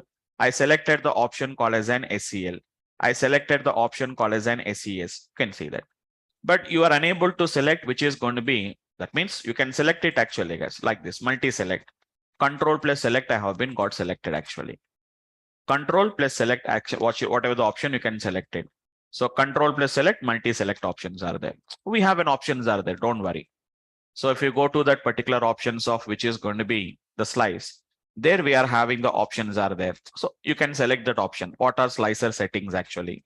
Orientation is vertical, orientation is horizontal. It is an horizontal actually. Selection, do you want to allow multiple selections? Do you want to select all option is going to be there? Can you see? there is going to be an option is going to be all options are there. Do you want to hello to multiple select? Multiple select means user can select multiple selects, he can do that. So do you want that option or not? So like that, we are having the option is going to be there. Single select. If I select single select, only one option can be selected at a time. So if I select the other one automatically, can you see the report is changing automatically? But if I try to use click plus select, it won't allow you to do it actually, guys. It won't allow you to do it actually. Why? Because this is going to be the one what we can see it actually. See, automatically it is going to be changing it actually. Like same. These are what we are going to call it as dashboards. So within a single screen, I will put multiple options at a time, and I'm going to do it actually. Is it not possible in the scripting base? No, it is possible, guys, but a little bit more coding because the interaction between one plot and other plot, all these are going to be makes a little bit. The scripting is going to becomes a little bit complicated, but it is not going to be that we can't do it actually, guys. So that is one of the advantage of using this GUI based. So the main advantage is going to be we can develop the reports. I'm not saying that reports are simple. By using a simple drag and drops only. So simple drag and drops, we can develop the reports actually. So which is going to be time is going to be within a very less time you can develop the reports. So today the report is very small report, but whenever we want to develop some kind of an complicated reports, so we cannot, it will take some time whenever we go for the scripting based, but whenever we go for a GUI based, it is going to be a very simple, less time it is going to take it actually. And one of the advantages dashboards. So even in the dashboards also we can develop it. I can just tell you. So there is in Python, we are having something, a library called as an dash. So maybe I don't know. Even if we have been worked with the Python also, they may not know about that Plotly and the dash. These are the two libraries which we uses basically for dashboard reporting. They will do that actually. So we develop with the help of the Python code, or by using our code, we can write it actually. You don't really require a much skill or some kind of a knowledge. The programmatical skills and all these things are not going to be required. So simple drag and drop features actually, guys, within a less time you can do, and which we can say dashboard, and more user interactive reports. That is the main advantage actually, guys. User interactivity. So more user interactive reports we can say. So if I select this option, it has to change this report. Whenever I select this option, it has to change the report. User interaction will be there. Mostly whenever we work with the Python scripting layers, the scripting based, it is not generally user interactive. Users won't interact with them. Static reports. There are going to be something like a static reports. Users can't select the option. Automatically, some kind of a static report that can be developed with the help of this kind of the scripting based applications. But a very beautiful applications, we can do it actually. Almost all with a single line of code, they can develop it actually, guys. I'll show you some kind of the reports which we can do that, because I was an expert in that. So I have a lot of expert in that. So I can show you like different application with a simple line of code. So many people think that it's going to be not that much it's easy to write the scripts actually. One line of code, 2 lines of code, hardly 2 to 3 lines of code, that is sufficient. Whatever the reports you require, we can develop it actually. Whatever the type of reports. Now you can place what is dashboard reporting actually, guys. So place one, which is going to be a scatter plot here now. Place one scatter plot. Just like you see how we are going to be prepare the presentations in PowerPoint presentations. That much simple, we are going to be developing this kind of a reports actually. You can place as many reports, we can place it actually. So same technique, I'm going to be selecting the, let us say price on the x-axis, the mileage on the y-axis, I'm going to be doing that. So don't worry why I'm saying that do not summarize. I'll tell you the applications. So this is going to be the whatever that particular data points are there. Yesterday we have been seen now, but observe carefully. It is only for SCS. If I select this, only SC model. If I select this, only SCL model. See, the table is changing, the plot is changing, everything is going to be changing actually. I didn't done any coding at all. I didn't done any interaction with that. I didn't written any code. This is going to be wherever the canvas, wherever I'm placing this, it is itself is going to be by default a dashboard. I didn't written any code for that. Just I dragged it and dropped it there. Automatically, they will be interrelated. So once I selected SC, you can see that. Only SC model cars data only it is displaying. When I selected SCS, automatically table data is changing as well as your scatter plot is also changing actually. See, it's very clear. Very less number of samples in SCL. That's why we can see very less number of points what we can see. Okay, so there are so many features are there. So if you see, whenever I put a pointer on the point, it is telling you what is the value. So it is telling the value actually, guys. This feature is what we are going to call it as the hovering feature, what we are going to call it as hover, H-O-V-E-R, hover.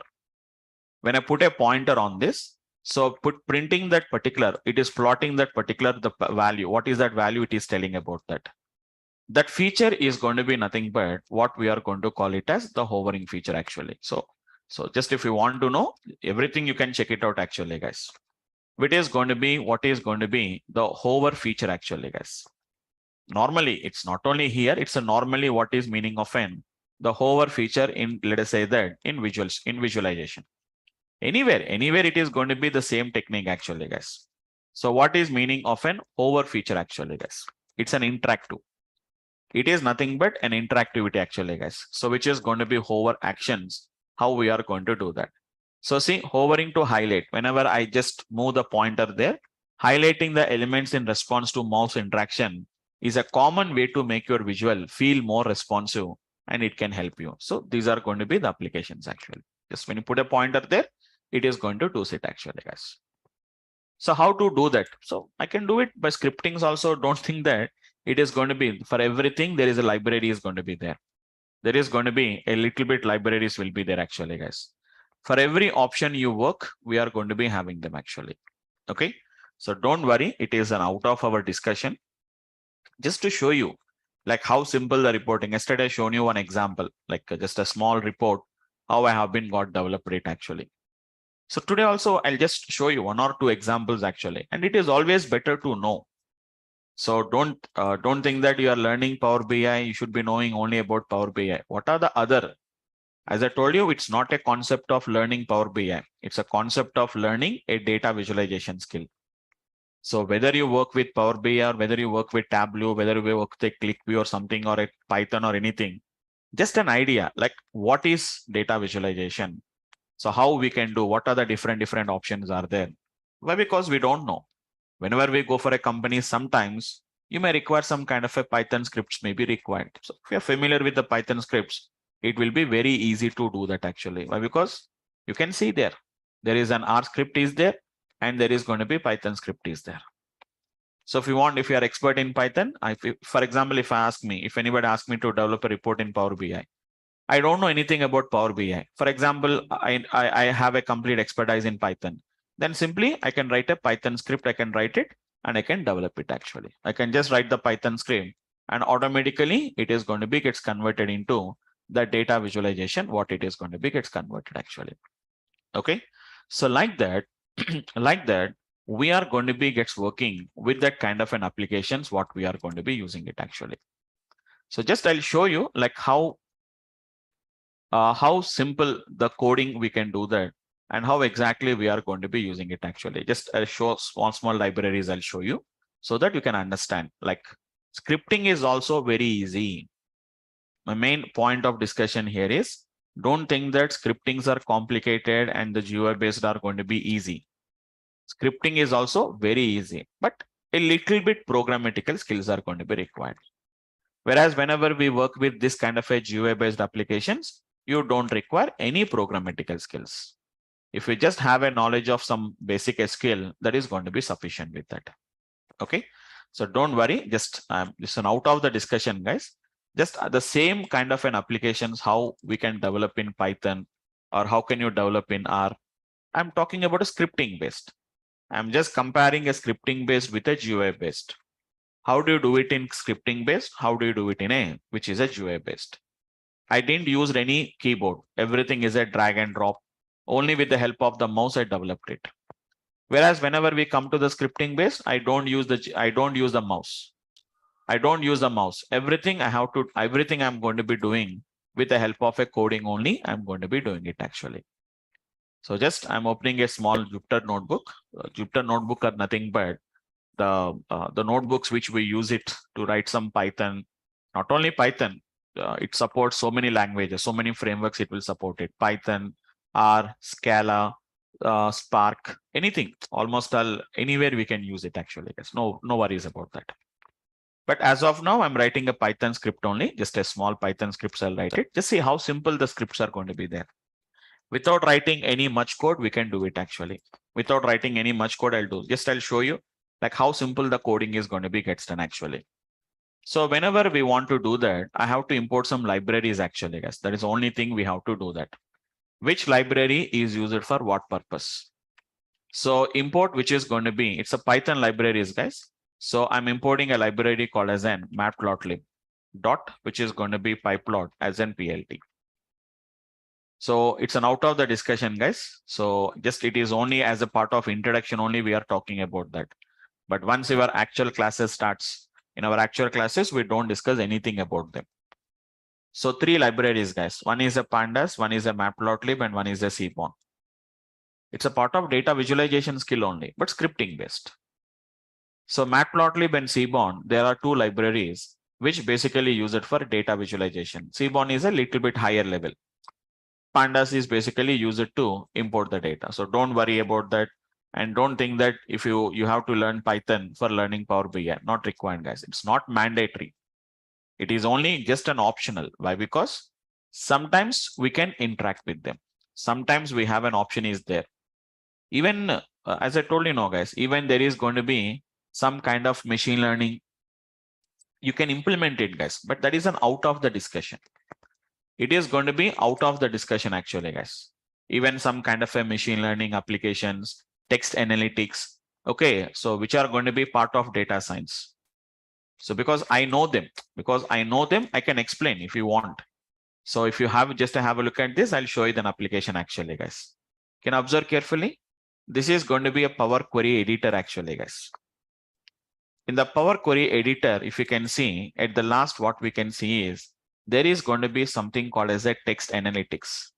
This is going to be nothing but something called as an cognitive services. Normally, normal Power BI people, they don't discuss about that. But being I was into the machine learning, being I was into the text analytics, and being it is what is this particular cognitive services actually. Cognitive service are nothing but working with images actually, guys. It is working with the images. So generally, who are into the machine learning, deep learning, they knows about that. Even text analytics, as part of NLP related application, they use this actually. And this is going to be some kind of an Azure machine learning services we are using it actually. See, they are also having some integration with them actually. Azure machine learning, what we can see it actually. So even they are going to be integrated. So because I was an expert in both data science and machine learning and etc., I know why do you require them. You don't require them actually, but I know that how to use it. Just I'll give an idea about what is text analytics. So text analytics also we are going to be doing it actually. Okay. Now have a look at this. A simple example I'm doing it actually, guys. See, just to show you the idea how simple it is going to be there. So I'm reading some CSV files actually. Like that, we have to write the scripts. D:/, it is a data slash the same file which I have been used earlier. This is going to be the cars data set. So whatever I shown there, the same data set I'm showing you here now. But here it is going to be as a table format. I can show you. It's a tabular format like this. Without writing any code, simply by drag and drop, I done it. But here I'm writing some kind of a code it is going to be. Just have a look at this, how simple it is going to be. SNS dot, which is going to be a scatter plot. So everything is a scripting based. So there is a seaborn library is there, scatter plot. Simple. X is equal to nothing but price. Y is equal to nothing but it is a mileage. And I said data is equal to nothing but it's a cars data set actually. PLT dot show. Don't worry about that. It's not related to you guys. So how the scripting based will be written and how the GUI based is going to be written. Same plot, guys. This plot and this plot are going to be exactly the same only. This plot and this plot is exactly the same only actually, guys. So actually, let me do one thing. Go to the slicer settings and I'll select the option to select multi-select. Single select is off. Multi-select, we are going to do that. And all option also, we are going to be doing it. All option. So I'll say select all. All of the options are done. So this report and this report, if you see, this visualization, if you see, exactly the same only, guys. Nothing difference is there. Same colors are slightly difference is there. Here also it is going to be there. Yesterday, if you just remember, like different cars, I want to plot it in a different colors. Then I selected the model and dropped it into something like a legend. So each model is been displayed with a different color. SC model with a blue colors, SCL model with a violet color, SCS models are going to be pink colors. How do you do it actually? Yes. Here we are going to be doing hue is equal to model. Just it is an ideas actually, guys. I don't say that it's not possible. Absolutely possible. But only thing is you have to learn those things actually. Clearly, guys, clearly, if you want to learn all these data, these visual skills actually, guys, these visual skills, whatever that is available on the screen by default, if you want to learn all these data visualizations, it hardly takes 2 hours of time, guys. It takes only 2 hours of time actually, guys, to learn those particular skills. But if you want to learn the same data visualization within 2 days, you can develop the reports. Just 2 days is sufficient, guys. You can develop the report. Simple, at least some basic reporting, you can do it. But here, at least it requires 1 week to 10 days to do a, whenever we want to perform some kind of a data visualization here, we have to require it actually. Same example, I can just show you with an as many options. So multiple options are there. I'm not saying that we can't do that actually, but we can do it actually. So which is going to be SNS dot. Let us say something like an rel plots, I'm going to be using it. Just have a look at this, what I'm going to do it actually. I said column is equal to model actually. See what has been happened actually. The SCL models into one plot, SCS models into another plot, and this is into another plot. This also I can do it there. But just 3 different plots we have to take it. Each one with a different data. We have to filter it and we have to do it actually. But here it is not like that. Simple application. They're also going to be developing a very beautiful reports actually, guys. Even 3D reports I can develop it actually, guys. 3D. We can develop some kind of a 3D view reports also, we can see it actually. So that is an out of the discussion, but scripting is also very easy. See how many lines of code I have been got written. Just 2 lines of code I have been written. To read the data, 1 line of code, and to plot the data, it is going to be another just 2 or 3 lines of code, what we can see. If you want, I can display the color also. Hue is equal to nothing but model, etc., what we can see that. So something like that, we can just perform this kind of an application. All the 3 in 3 different plots. All the 3 in 3 different plots, or within a single plot also, we can do that. If I don't write this column equals to, it is just like calling a function only, guys. If you observe carefully, what I'm doing is I'm just calling a function here now. The name of the function is going to be rel plot, passing the parameters and working here now. Here it is completely drag and drop option, what we are going to be doing it actually. This is what, so see, when I put a pointer on that, you can see this is going to be what I told you about the hover feature actually. So can you do the hovering feature here? Absolutely, we can do it, guys. But for that, we have a separate libraries are there. We use as a separate libraries are going to be there. Just I'll show you only for understanding. Import, which is going to be, it's going to be plotly dot, which is going to be express as which is going to be px. It's a library, guys. For every application you want to do, there is a library will be there. Just you have to import that particular library and we have to work with them. Except that nothing is going to be there. No functional code. You need not to write any coding for that. Just there is a library will be there. Import it and call the function which is going to be done. So the advantage is I told you know I can handle both of the applications actually. So it is very simple. Same technique actually. Just don't worry. It is going to be I'm using the same example actually. Cars. X is equal to price. Y is equal to nothing but it's a mileage. Over. Just I'll run the code. I'll just run the code. You can see it actually. So different libraries are there for a different purpose. So if you want to work with the hovering feature, this is going to be the plotly express is basically, it will take some time actually, guys. It will take some time to plot the data. So this is what? This is your textual data actually, guys. Normally, when you see the textual data, you can't understand anything like how many yellow color cars are there, how many SCL models are there, or how many year in 2011, or how many auto transmission cars. We can't understand it. But when you for the visually, if you see the data, it's very easy to understand, easy to interpret that particular data we have to require. So mostly the business users, the business analyst, see, this is going to be what I'm going to call it as this one actually. So put a pointer there. You can see it actually, guys. You can put a pointer there. It is going to be showing hovering feature actually. Just with a one line of code, what we can write. Hue is equal to nothing but model. Each model with a different colors, it will visualize it. It's taking some time and we can see it actually. I think it's not hue. There is some parameters will be there. It is color. It's a color is a parameter actually. So color is equal to model. So each model with a different color. I think exactly the same thing, guys. So it is going to be SE colors are in the orange color. These are SE models or red color. SES are going to be in the green color and the violet colors are going to be nothing but the model of SEL model. Same procedure, the same application as it is, we can see. But I didn't return any code for this actually, guys. I didn't return any code and I didn't return any scripting for that. Everything is a simple drag and drop option only. We have been got discussed about that. Okay. So this is, see guys, whenever I selected this point, automatically this is changing actually, guys. Why? Because it is going to be dashboard reporting. It is a dashboard reporting, guys. Once if you select one option here, how this particular, all this particular table and everything is changing, automatically it also changes. Interactivity. It is going to be a kind of an interactivity actually, guys. See, whenever I selected this, automatically it is going to be doing this option. Say I'm selecting multiple. This once I is on selecting each and every sample, one point is going to be plotting on the scatter plot. See, you can see very clearly. This is what we are going to call it as dashboarding actually, guys. Okay.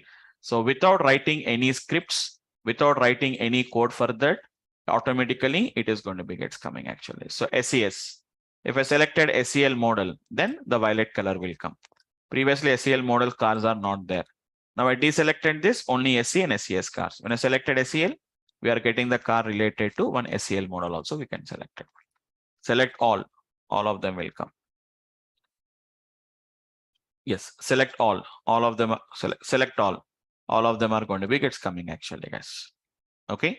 So that is going to be the way which we can visualize. So it's not like an Power BI or a Tableau or something thing, guys. You are learning some kind of a data visualization skills. What is a scatter plot? What is x-axis? What is y-axis? You can see the components actually, guys. What do you mean to say legend? Why do you require a legend? What is a size represents? We'll see all these particular properties. Only learn. So here what you learn it actually, guys. What is the scatter plot? What are these parameters represents actually? That's it. Apart from that, nothing we are going to be learning it actually, guys.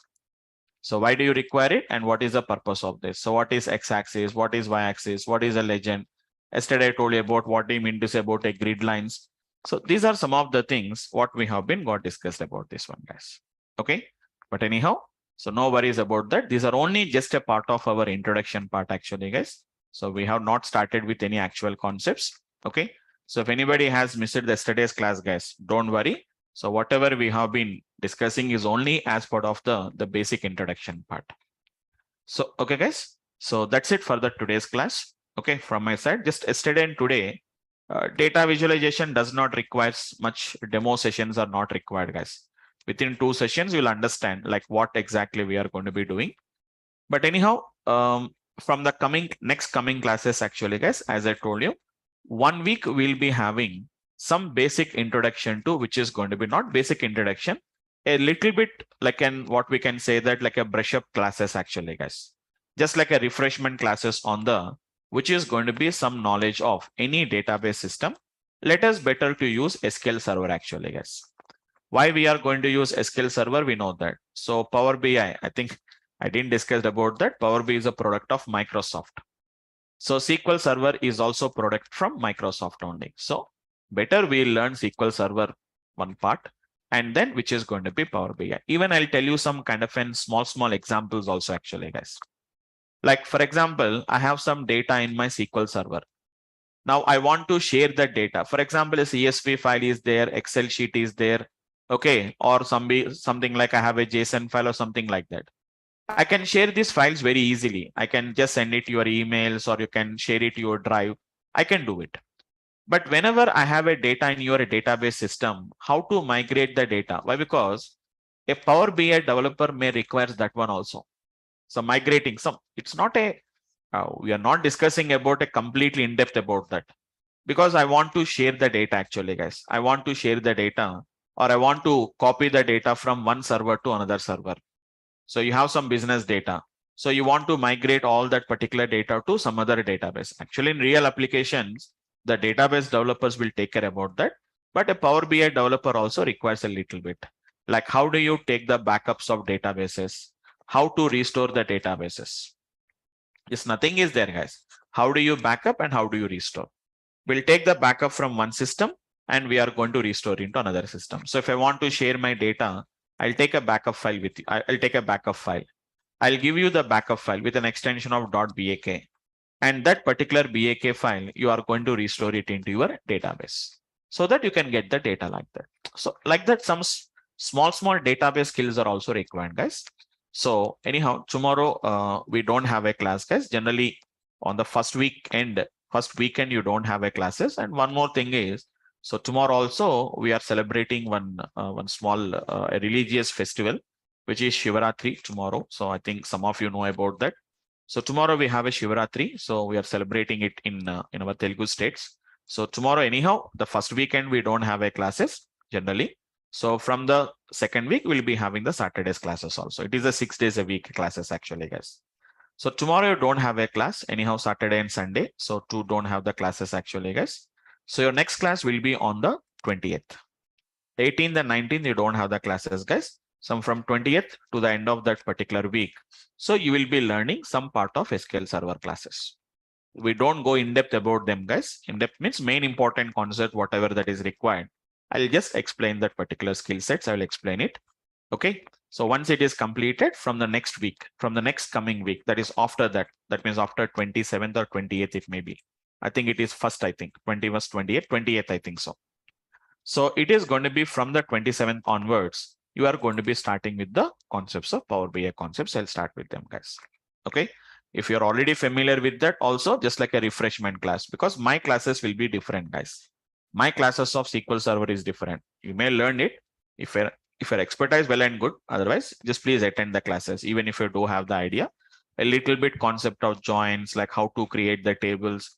Why? Because all those particular skills is required in our Power BI concepts actually, guys. Some kind of a joins concept is going to be required actually, guys.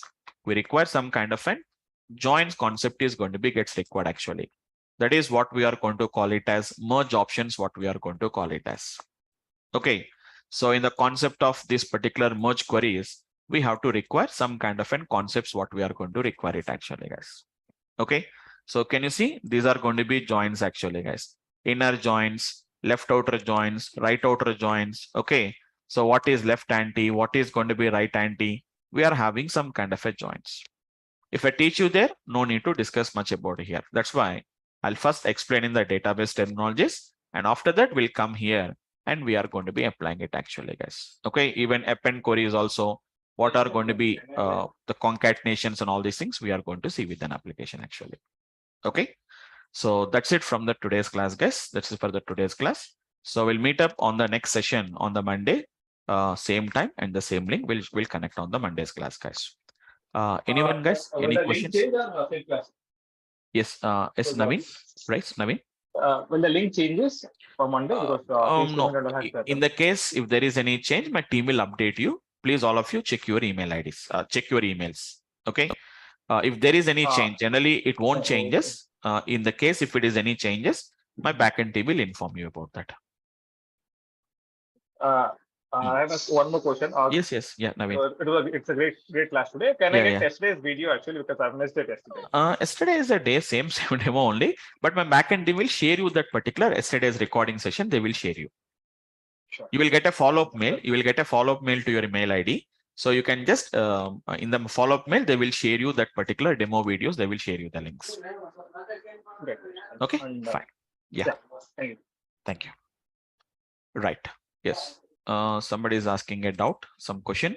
Yes, Pushpalata, is there any prerequisite for this course as a fresher? As I told you, it is basic SQL knowledge, some data knowledge. That's it. Understanding the data, how to handle the data. Just if you know how to work with the data, what we'll do with the data, that is sufficient with that. With some knowledge of SQL concept is sufficient. That's it. That is going to be the prerequisites. Okay. Any more questions, guys? Anyone, if you have any questions? So it's very simple, guys, simple to explain. It's not like a programming language, why Java, why Python, or why what is machine learning, what is data science. This is a little bit time taking process, but data visualization, everybody knows about that because every day we are going to work with some data visualization. You may see it, you may not develop it, but we know what is an importance of the data visualizations. Okay. That's it for the today's class, guys. So thank you all of you once again, and see you all of you on the Monday's class. Same time, same link, guys. In the case if any link changes, my backend team will send you an updated mails. Will send it. So please verify your mails just before attending the session, and then please join the class, guys. Right, guys. Right. So thank you all of you guys, and I'll see you tomorrow. I'll see you on the Monday's class, guys. Thank you all of you guys. Thank you. Thank you, guys.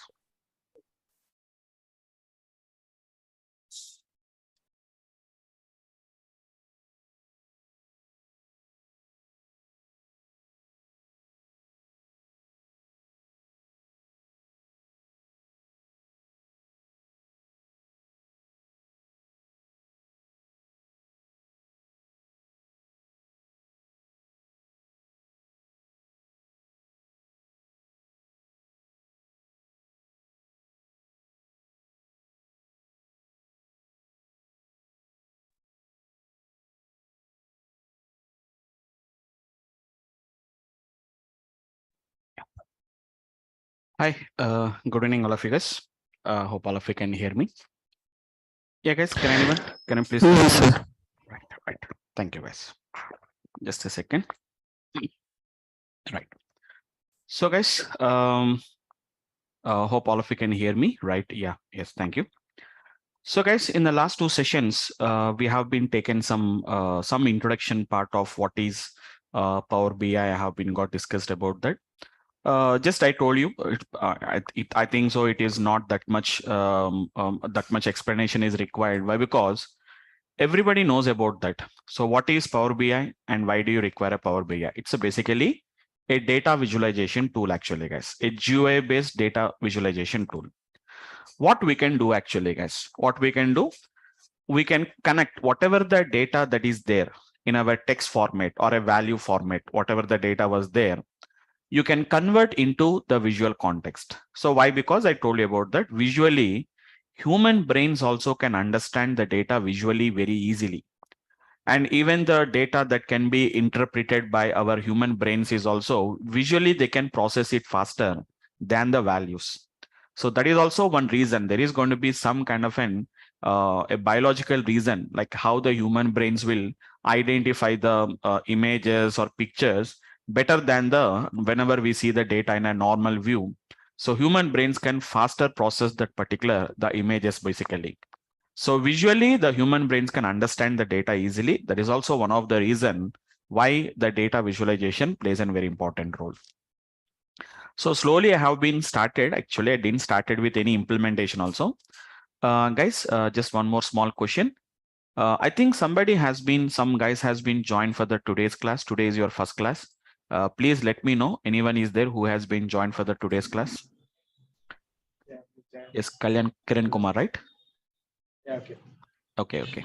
So that I can just explain, guys. So nothing has been happened. Just it is only 2 introduction classes we have been got taken. Anyhow, my backend team will going to share you the recordings also. We'll share the recordings of the last 2 classes. This Thursday and Friday. Saturday we didn't have the session actually due to the Shivaratri. I didn't conducted the session on Saturday, and today is the 3rd session actually, guys. And we have a plan for today. So we are going to start with some database concepts. Which needs to be, everybody has to understand that because without having the concept of databases, the points are going to be gets unconnected in Power BI. So that is the reason everybody has to learn some basic concepts of a databases. Even not only with respect to the Power BI, even in real application, when you work on the Power BI or when you're working with the data, some basic concepts are going to be gets required actually. So not too much topics we are going to be going in deep into them. Just a little bit idea like how we are going to be gets working. We are going to be having a look into that actually. All right. So I just started with Power BI. So I told you not to install the Power BI also. Don't install it. In my system, it was already installed. That means just slowly I'm updating the what is going to be the features that are providing. Once again, we'll have a look into all these particular features also in the later applications. So we are learning a skill called as a data visualization, guys. We are not learning anything like Power BI. Don't limit your knowledge. Okay, don't limit your knowledge that I have known Power BI. We are learning a skill called as data visualization skill. So whether you do it by using by Power BI or a Tableau or a Quick View, or whether it is a scripting or any Python libraries, it does not matter. We are learning what is an importance of data visualization, what are the different types of visual skills we have to require, and basically the terminologies. So in data visualization, what are the terminologies that we have to learn it actually? So what is a scatter plot? What is a line plot? You can see it actually, guys. So don't install it. You can install it. It's not a matter. I'll tell you. So whenever we install the Power BI desktop here, don't worry, guys. I'm not starting with anything about the Power BI. So here we can see some kind of an data visualization objects. We can see it actually. So what are these actually? This is a bar chart, a stacked bar chart. This is a column chart. What is a bar chart? What is a column chart? Okay, what is going to be clustered? There is going to be again the same clustered bar chart is there. We are going to be having a clustered column chart is there. 100% stacked bar chart is there. 100% clustered column chart is going to be there. So what is the difference? Line charts, it's an area charts. It is going to be, can you see that stacked area charts, what we can see. This is going to be line and stacked column charts. So this we can see some kind of an options. Okay, we can see something like a tables. We can find it off here now. This is going to be what we are going to call it as a matrix. What is that? What is a pie chart? What is a donut chart? It is going to be. We'll see them actually, guys. So we have to understand the terminologies, like which type of plotting is used for what purpose actually. What kind of a data can be visualized? So every data cannot be visualized with every type of the visual, every type of the plot or every type of visual. So different datas are going to be visualized in a different what are the different types we are going to be having it actually. We'll see them actually, guys. Okay. So anyhow, just a small 5-10 minutes. I'll just discuss about Power BI. So I told you guys, Power BI is going to be a GUI based. It is completely a GUI based, which is going to be a data visualization tool. It's a completely a GUI based drag and drop. Mostly we are going to use the mouse. So while I'm giving the notes, if you are writing the notes or I'm giving the notes or sharing the notes, so the notes is going to be like this actually, guys. So go to that particular file menu or go to the insert menu. Okay, click on this, click on the add column, select this option, right click on this. This kind of a navigations will be there. We learn only the navigations only. GUI based options are like that only, guys. Scripting based, if you're writing the code, there is going to be something different. We can share the code. Here, nothing will be there. It is only just the navigational part. So how do you get the navigational part? How do you get a practice on that? How do you understand that? How do you remember that? Only by practice. Only by practice. Scripting based is different case actually, guys. Scripting based, even if you don't practice now, after some 10 days or after 1 month, if you open the notes, at least you can understand that particular scripts. But navigational, it is not like that. Day-to-day practice is required. Only practice, guys. No logic is some logic is necessary. Without having any knowledge, without having any logical knowledge, we cannot go for some, but not like a programmatical part. No writing of any programs. A small scripts you may write it actually, but that is not an use scripting or any logics. We don't write. Data visualization itself is converting all the data into a visual format. So everything is going to be done by drag and drop options only, guys. We don't write any code for that. We don't require any much programmatical skills are not going to be required. So I'm just showing you, like in the last class, I shown you, like I connected to one database. I connected to a CSV file. I can connect to some JSON file, or I can connect to one XML file. You can connect to almost all different sources. So connect to the data, whatever the data you want to visualize, import it, and then we have to visualize that particular data. So don't worry, guys, because if anybody may thinks that something has been already started. I'm not starting with Power BI. Power BI will start it in the next week, guys. Next week, we are going to start with the Power BI. Just today, it's only just an idea. I'm just telling you that what features it is going to provide actually. So once again, guys, I'm just connecting some data. So you can see this is going to be when I open the Power BI screen, it is going to be the actual, whatever the page that is going to be gets coming actually. Don't worry about anything. So these are going to be, I'll tell you, you already know what are Excel workbooks, okay, Excel sheets, JSON files. You can also work with some kind of an data, SQL Server databases, or we can work with some kind of a blank queries. What are Power BI data sets? So many are there. So many are there actually, guys. I'll show you some different products are there from Power BI. I'll show you a different products also. I'll show you with that. For the timing, I'm connecting with a small text file or a CSV file. I'm connecting actually, guys. So I'll share you these data sets later. Right now, it is not required. Just it is going to be, because I told you, I work on data science and data analysis. So I have a lot of data with me. So it's all public data sets, what we can see that. So this is the data what I have been loaded in the last class. I have been loaded it actually, guys. So just to show you one small feature actually, guys, just to show you one small feature. So, okay, so you can see, guys, there is some data has been got loaded. Don't worry about the data set. It is going to be some data which was related to some user cars data set actually. If you want, I'll show you the data. Don't worry. This is the data actually, guys. This is the data. Can you see? It is going to be the data related to some user cars, the cars which has been already used. So what is the year of manufacturing, and what is the model of the car?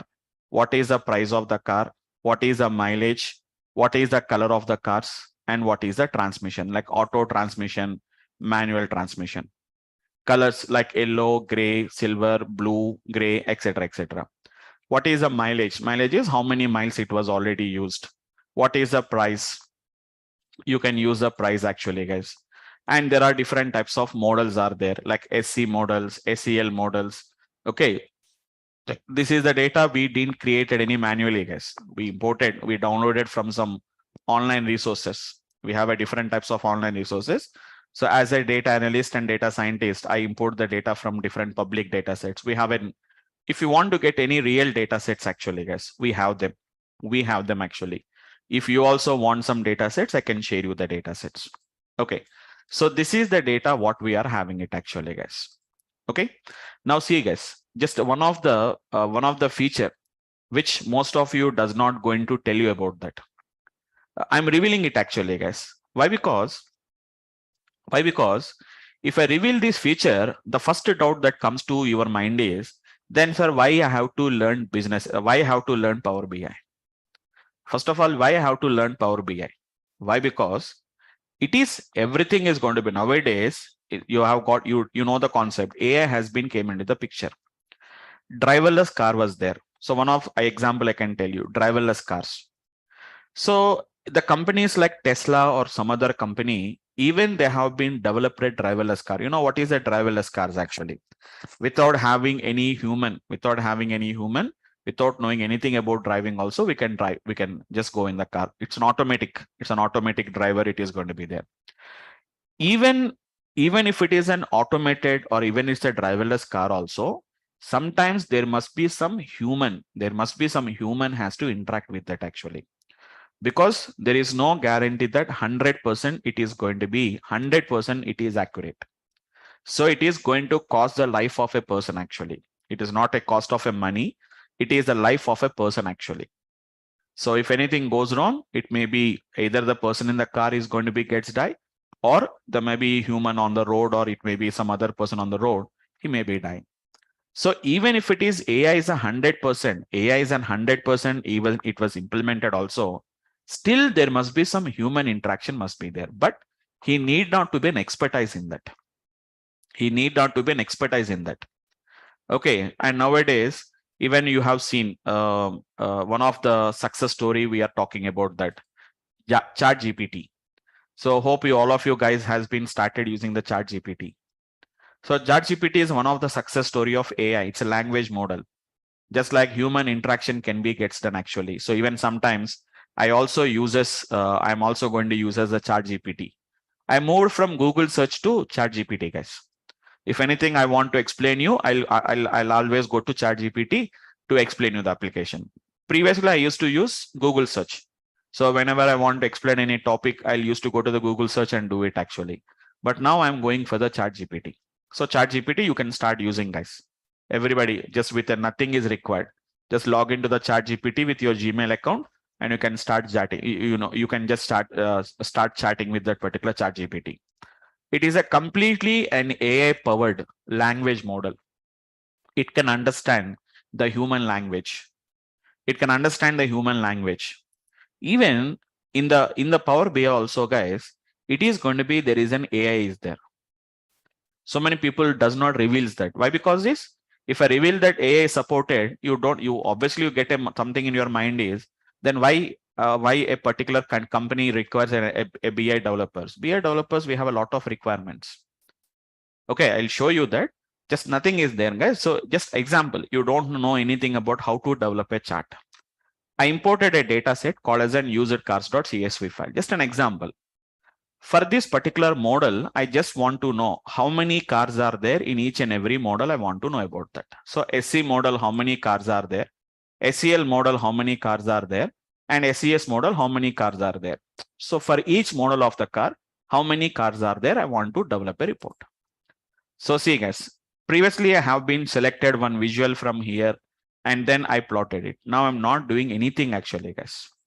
I'm not doing anything I'm not doing anything here actually, guys. Okay, so don't worry about that. I just double clicked here actually, guys. I just double clicked. Okay, I just double clicked here actually, guys. This is canvas. I'll talk about the terminology later. I just double clicked on the canvas. So see, there is going to be some kind of a question and answers are going to be gets coming actually, guys. Previously, we type in Google search. We know that, no, guys, we already type something. Otherwise, I'll do one thing. I'll open a new page. I'll open a new page actually, guys. Can you see? So in Google search, whenever we want to type a question, already there are previously typed questions will be coming.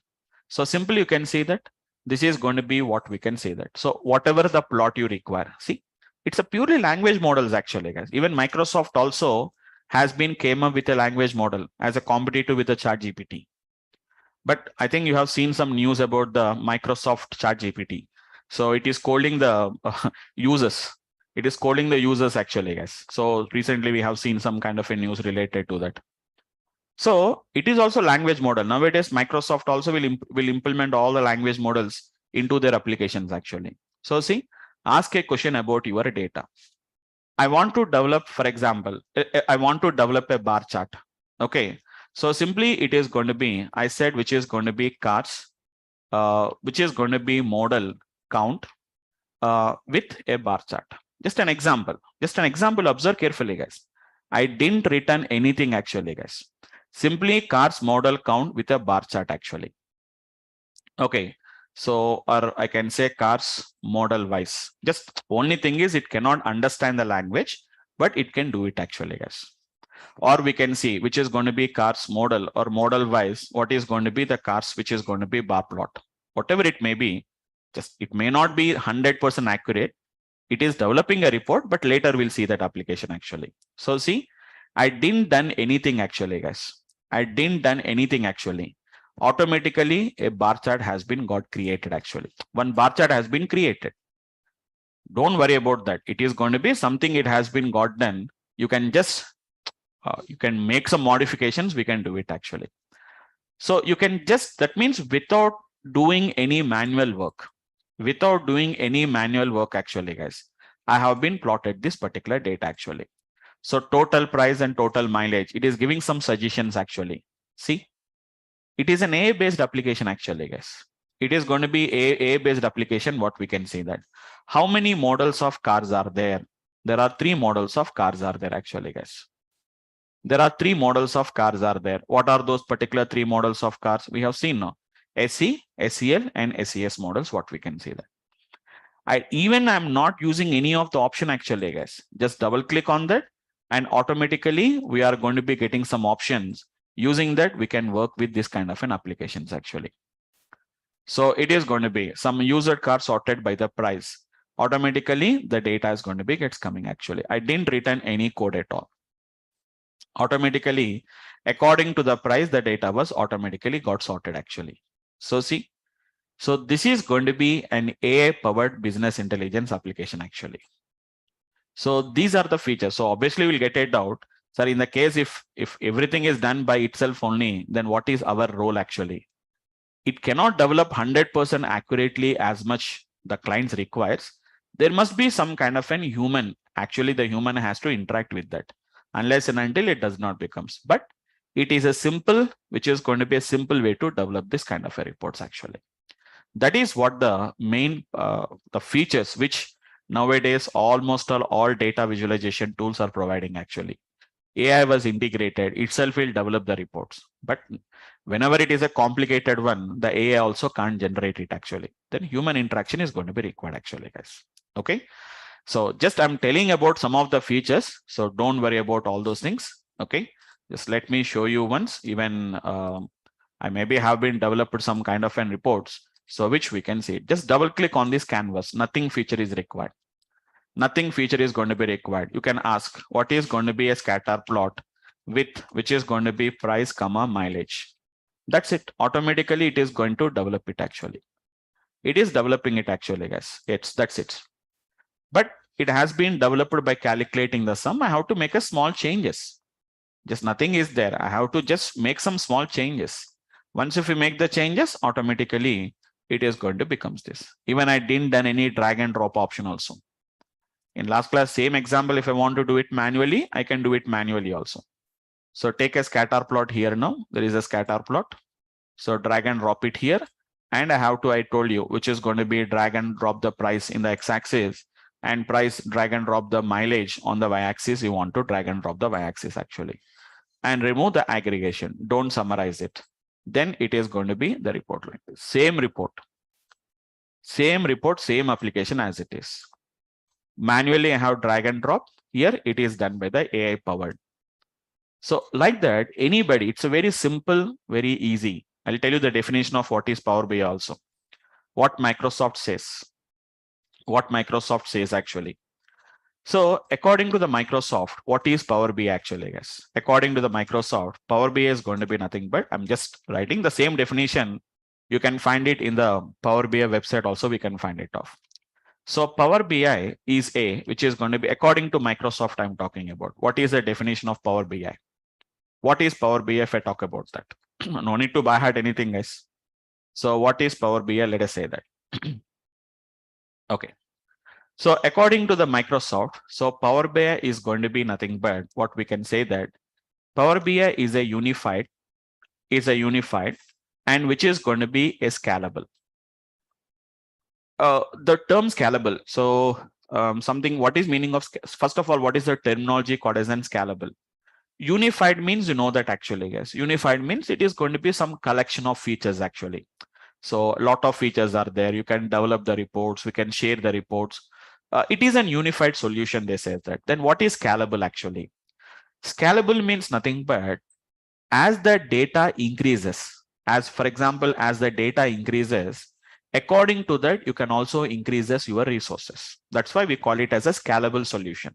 That means it is going to fit for a small application as well as a medium application, or which is going to be a huge applications also we can work. So data is a small data, or a data is a medium size, or a data is a large size. According to that, it is scalable. It is a scalable platform, or what we can say that it is a scalable platform for which is going to be a self-service. Self-service means which is for our individual usage, or it can be either for an enterprise usage. Power BI is a unified or a scalable platform for self-service, the self-service, and enterprise, which is going to be the business intelligence. This is going to be what the according to the Microsoft it is going to be. If you want, you can find the definition. Maybe some words may be different. I'm just telling in a different way. It may be a platform or a solution. It may be uses. And it also says that what we can do it actually, guys. Connect to almost all the same definition. Connect to. You can connect to any kind of a data. You can connect to any kind of a data. You can work with a text files. You can work with database, JSON files, XML files, almost all any type of sources. Connect to, and you can also visualize any data. You can connect and you can visualize any data. And not only you can visualize the data actually, guys, and you can seamlessly without having any effort. You know what is meaning of a seamlessly? Seamlessly means without any effect, without having much effort. What we can do is seamlessly it is going to be infuse. Infuse means we can integrate them, integrate that particular visuals into the apps you use in your daily life, or you use daily. You use in our daily life actually. So every day, whatever you are using the apps, almost all in any apps, we can integrate with that actually. Infuse that particular visuals into the apps which you are going to use, which your apps use daily. Right. You use daily actually. This is the definition of Power BI. I'll show you. If you just want to go to the Power BI, you can ask the Microsoft, what is Power BI? So just go for Power BI actually, guys. Microsoft Power BI. Microsoft Power BI. I'll tell you, don't download it actually. I downloaded this one only, guys. Microsoft Power BI desktop. I'll tell you what are the other things we have to download. So see here, what is Power BI actually, guys? So if you can see that, as I told you, a Power BI is a unified and a scalable platform for self-service and enterprise business intelligence. Connect to and visualize any data and seamlessly infuse the visuals into the apps you use every day. That's it. So that is what the definition is also going to be. Use every day or daily, whatever you can say that. I said every day, daily, I said every day. That's it. So why it is a unified platform? Because it is giving all the tools that are going to be required. You can design the reports, you can share the reports, you can deploy the reports. It's a unified solution. And scalable platform. So it works with any kind of an data, small data, medium size, large size, anything it can works. You can use it for self-service. That means for your own purpose also we can use, or either to share with the enterprise business intelligence also what we can use. You can connect and visualize any data. And not only that, those visuals can be easily integrated, or you can infuse those particular visuals into the apps you are going to use every day. That is what the definition of Power BI. But anyhow, before going for Power BI, so today we are going to be discussing about how to work with, which is going to be, because a database knowledge is required actually, guys. So if you guys or anybody, some of the people are already having the idea, guys. But once again, for 1 week, guys, not more than that, just for a 1 week, we are going to be working with them actually. Okay. So that is going to be, we are going to be working with the SQL Server database. Why specifically SQL Server also? You are aware about that, because Power BI is a Microsoft product, guys. That's why we are also going to be using a Microsoft database, a Microsoft supported database. So don't try to think more about the database, guys. Don't think more about the database. If you have any problem, nowadays database is a common skill actually, guys. Everybody has to know at least the basic knowledge of SQL. It's a common to everybody. Whether you are a computer science, whether you are in whether you're non-computer science, everybody, because nowadays anywhere you go, compulsory there is a database. Do you want to learn Java? Yes, some part of SQL is required. It's not that completely without doing that you cannot survive it. You can survive it. At least some basic knowledge is required. So do you want to work with .NET, or do you want to work with Java, or you want to work with any kind of an application? Some minimum knowledge of some database system is required actually, guys. Okay. So anyhow, there are so many databases are there, which are specifically what we call it as relational databases. So just to get some idea, because it is all about data only, guys. So whenever it is all about the data, at least some basic knowledge of SQL, some basics is required. If you want to really learn SQL completely, at least it is going to take somewhere around 2 months. It will take it somewhere around 2 months, because there will completely teach or train a complete database management. But here it is not that much required. Hardly maybe 1 week. I'm not saying that exactly 1 week. It may be somewhere around 1 week to maybe somewhere 8 days, 9 days, or 7 days. Hardly it is going to be taken. Not more than that actually. So we'll spend some time, guys, who are already having the idea about SQL Server. Please, just like a refreshment for you. Okay. So don't think that it is like a boring classes, and don't think that this is a SQL Server class actually, guys. It's a Power BI session actually. Just before starting with the Power BI, some basic knowledge of. Later also I can teach you. Immediately it is not required actually, because mainly whenever we work with the Power BI, we are having something called as, which is going to be some kind of a model is there actually, guys. In this model, we are going to create some kind of a relationships. We are going to create it actually. We have to create some kind of a relationships. And already I told you also, some of the terminologies are going to be which we use as part of our database terminologies. Don't worry about that. I'll tell you what is this Power Query. Even once again, just for a small timing to make you understand that. We have an option called as something called as merge queries are there actually, guys. We are having something called as merge queries actually. So while we are doing this merge queries, we are going to be having something called as, we are going to be using something what we are going to call it as, can you see?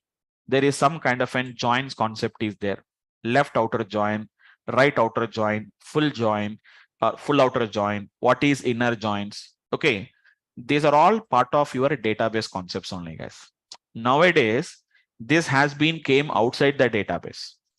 Now they are using everywhere, even in SQL and non-SQL also they are using it. It's one of the common feature actually, guys.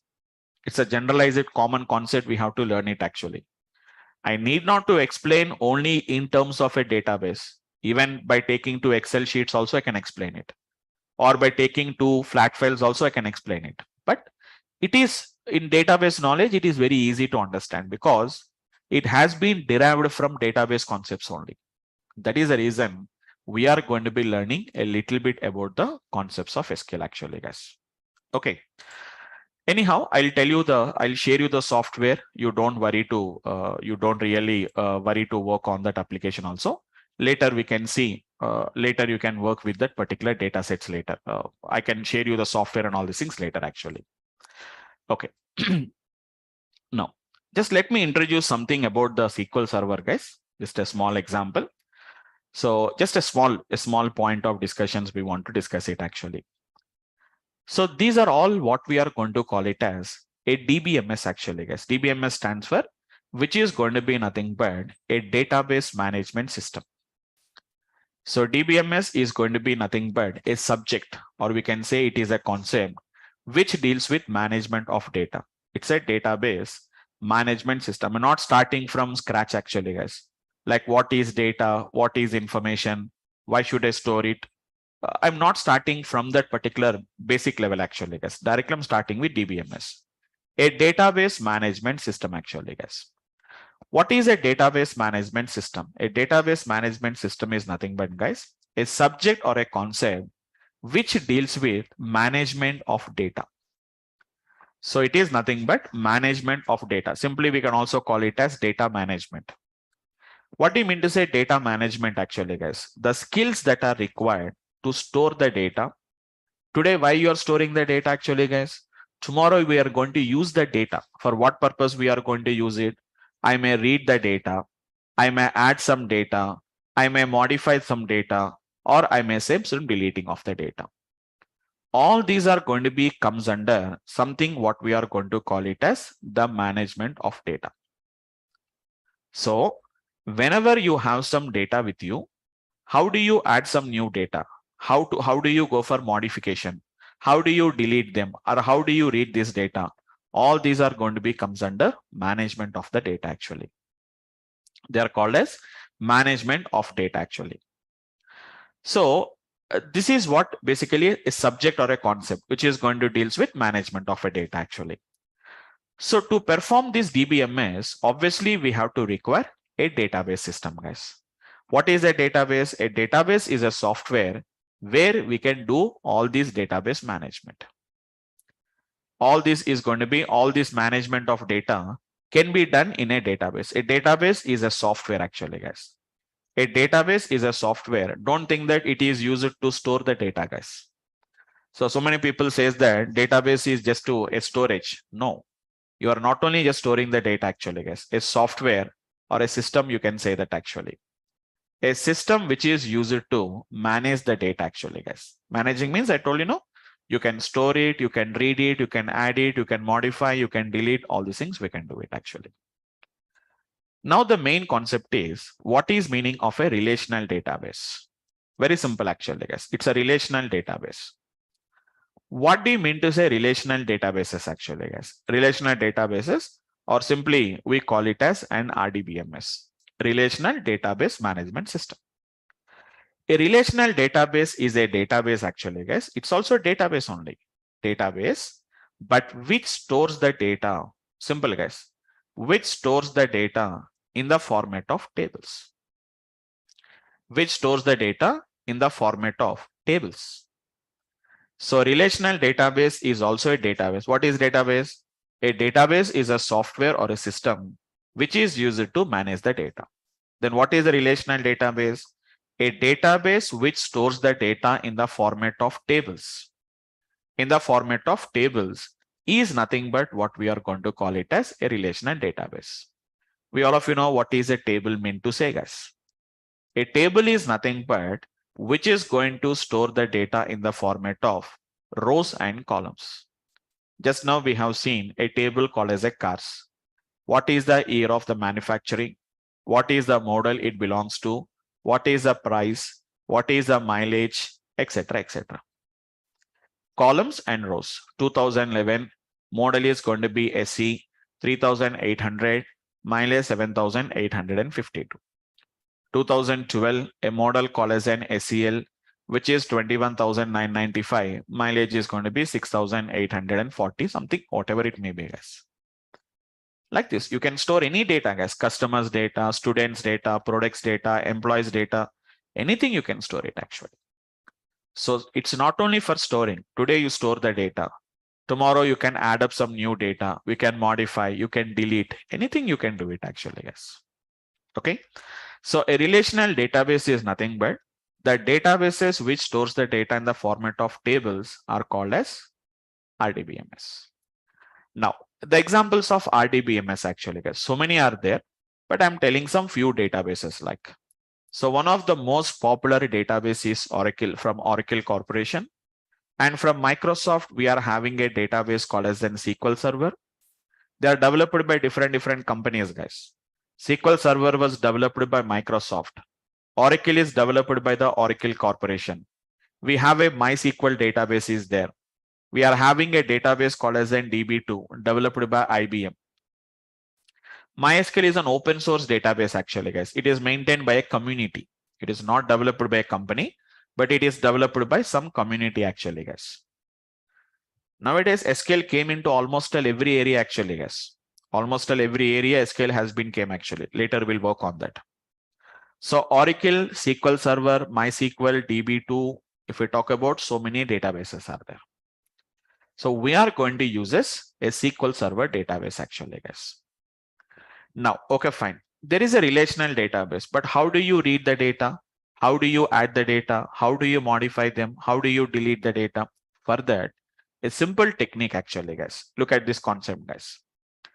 So this is the generally the diagrammatical representation of any RDBMS. It may be an Oracle, it may be a SQL Server, it may be a MySQL, it may be a DB2, whatever may be the database, guys, whatever the relational database is there.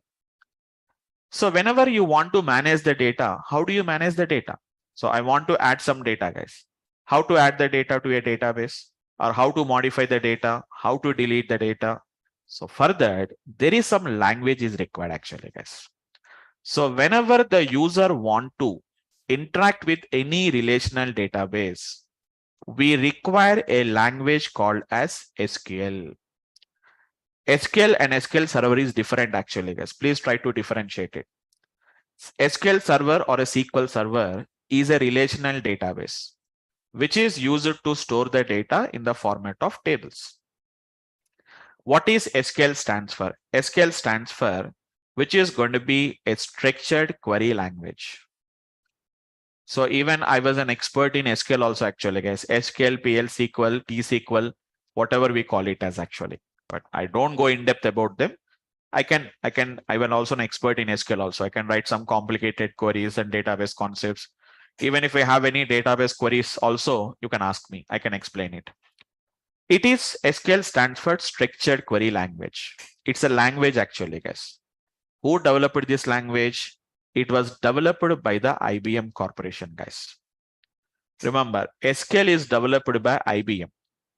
And IBM does not say that you can use the SQL. So what is SQL actually, guys? A structured query language, which is acting as an interface between the user and any relational database. User and any relational database.